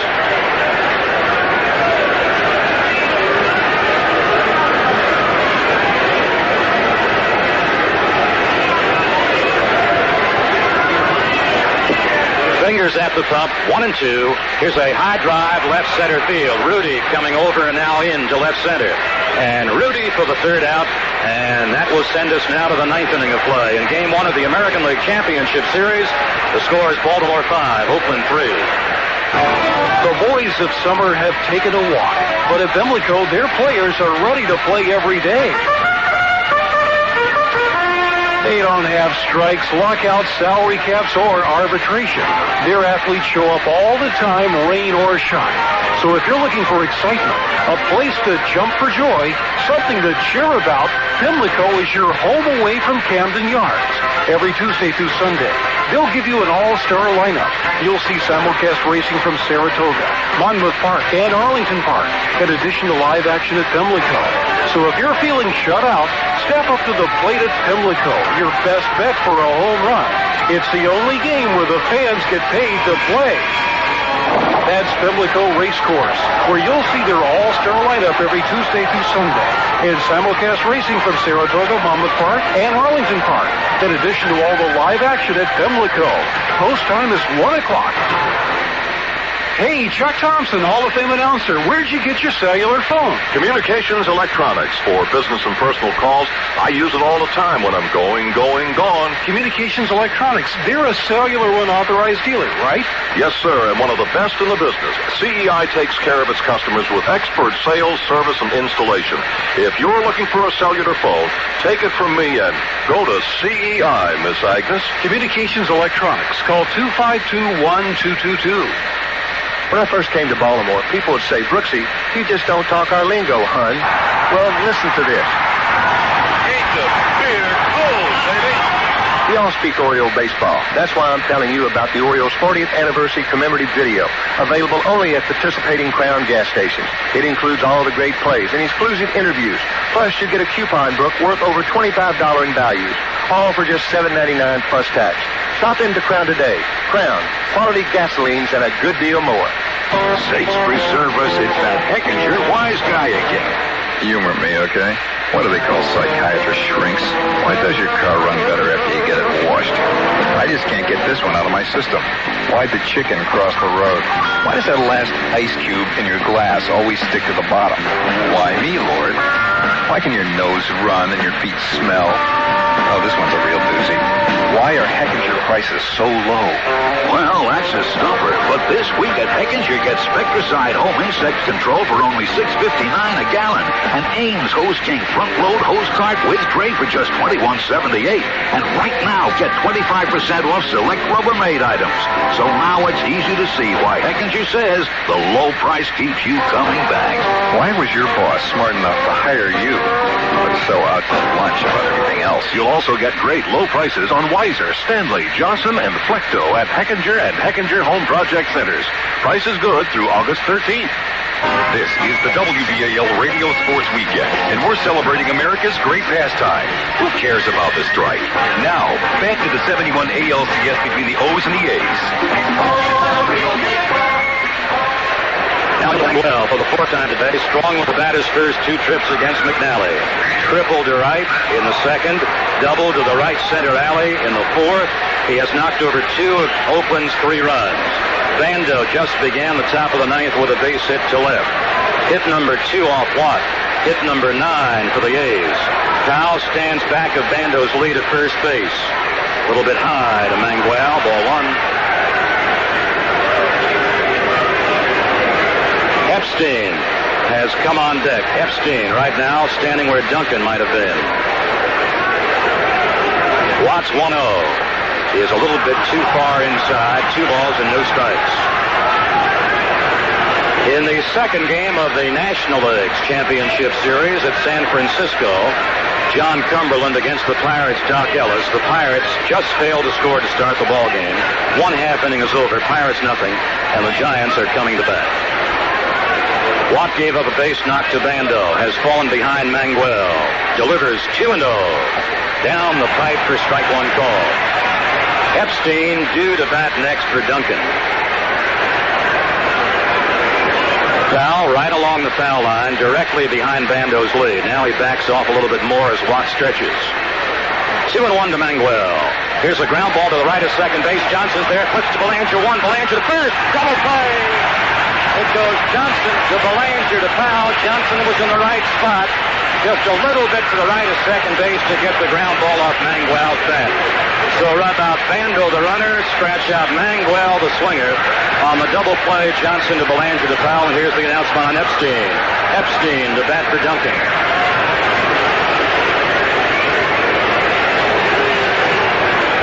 Two gone in the top of the ninth inning. Epstein finished the year batting at .237, 19 homers, 60 runs batted in. He goes deep to the box on the pitch from Watt. Low breaking ball. 1 ball and no strikes to Epstein. Epstein batting for Duncan. Spreads the feet right to the front of the box. Takes the strike at his knees. 1 ball and 1 strike. 42,621. Waiting, wondering, can Watt retire Epstein 1-1? Outside. 2 balls, 1 strike.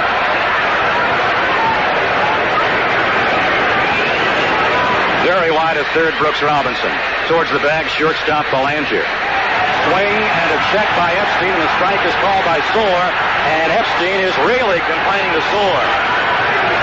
He checked his swing, and he didn't think he checked it, and now the third base coach, Noren, is also marching down the line. Epstein is going after Soar. Here's Noren now standing between Epstein, catcher Etchebarren, and also Soar. And as Noren walks back to the third base coaching line, he also gives the plate umpire a piece of his mind. Epstein still goes after Soar. 2 balls, 2 strikes.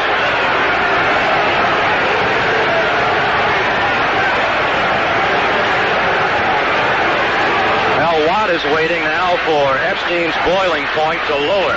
And I'm sure Epstein wants the boiling point to lower also as he steps in. 2 gone, bases empty. The 2-2 pitch to Epstein. Swung on and missed. The Orioles win Game 1 of the American League Championship Series by a score of 5-3. We'll be right back with the recap and the game totals after this message.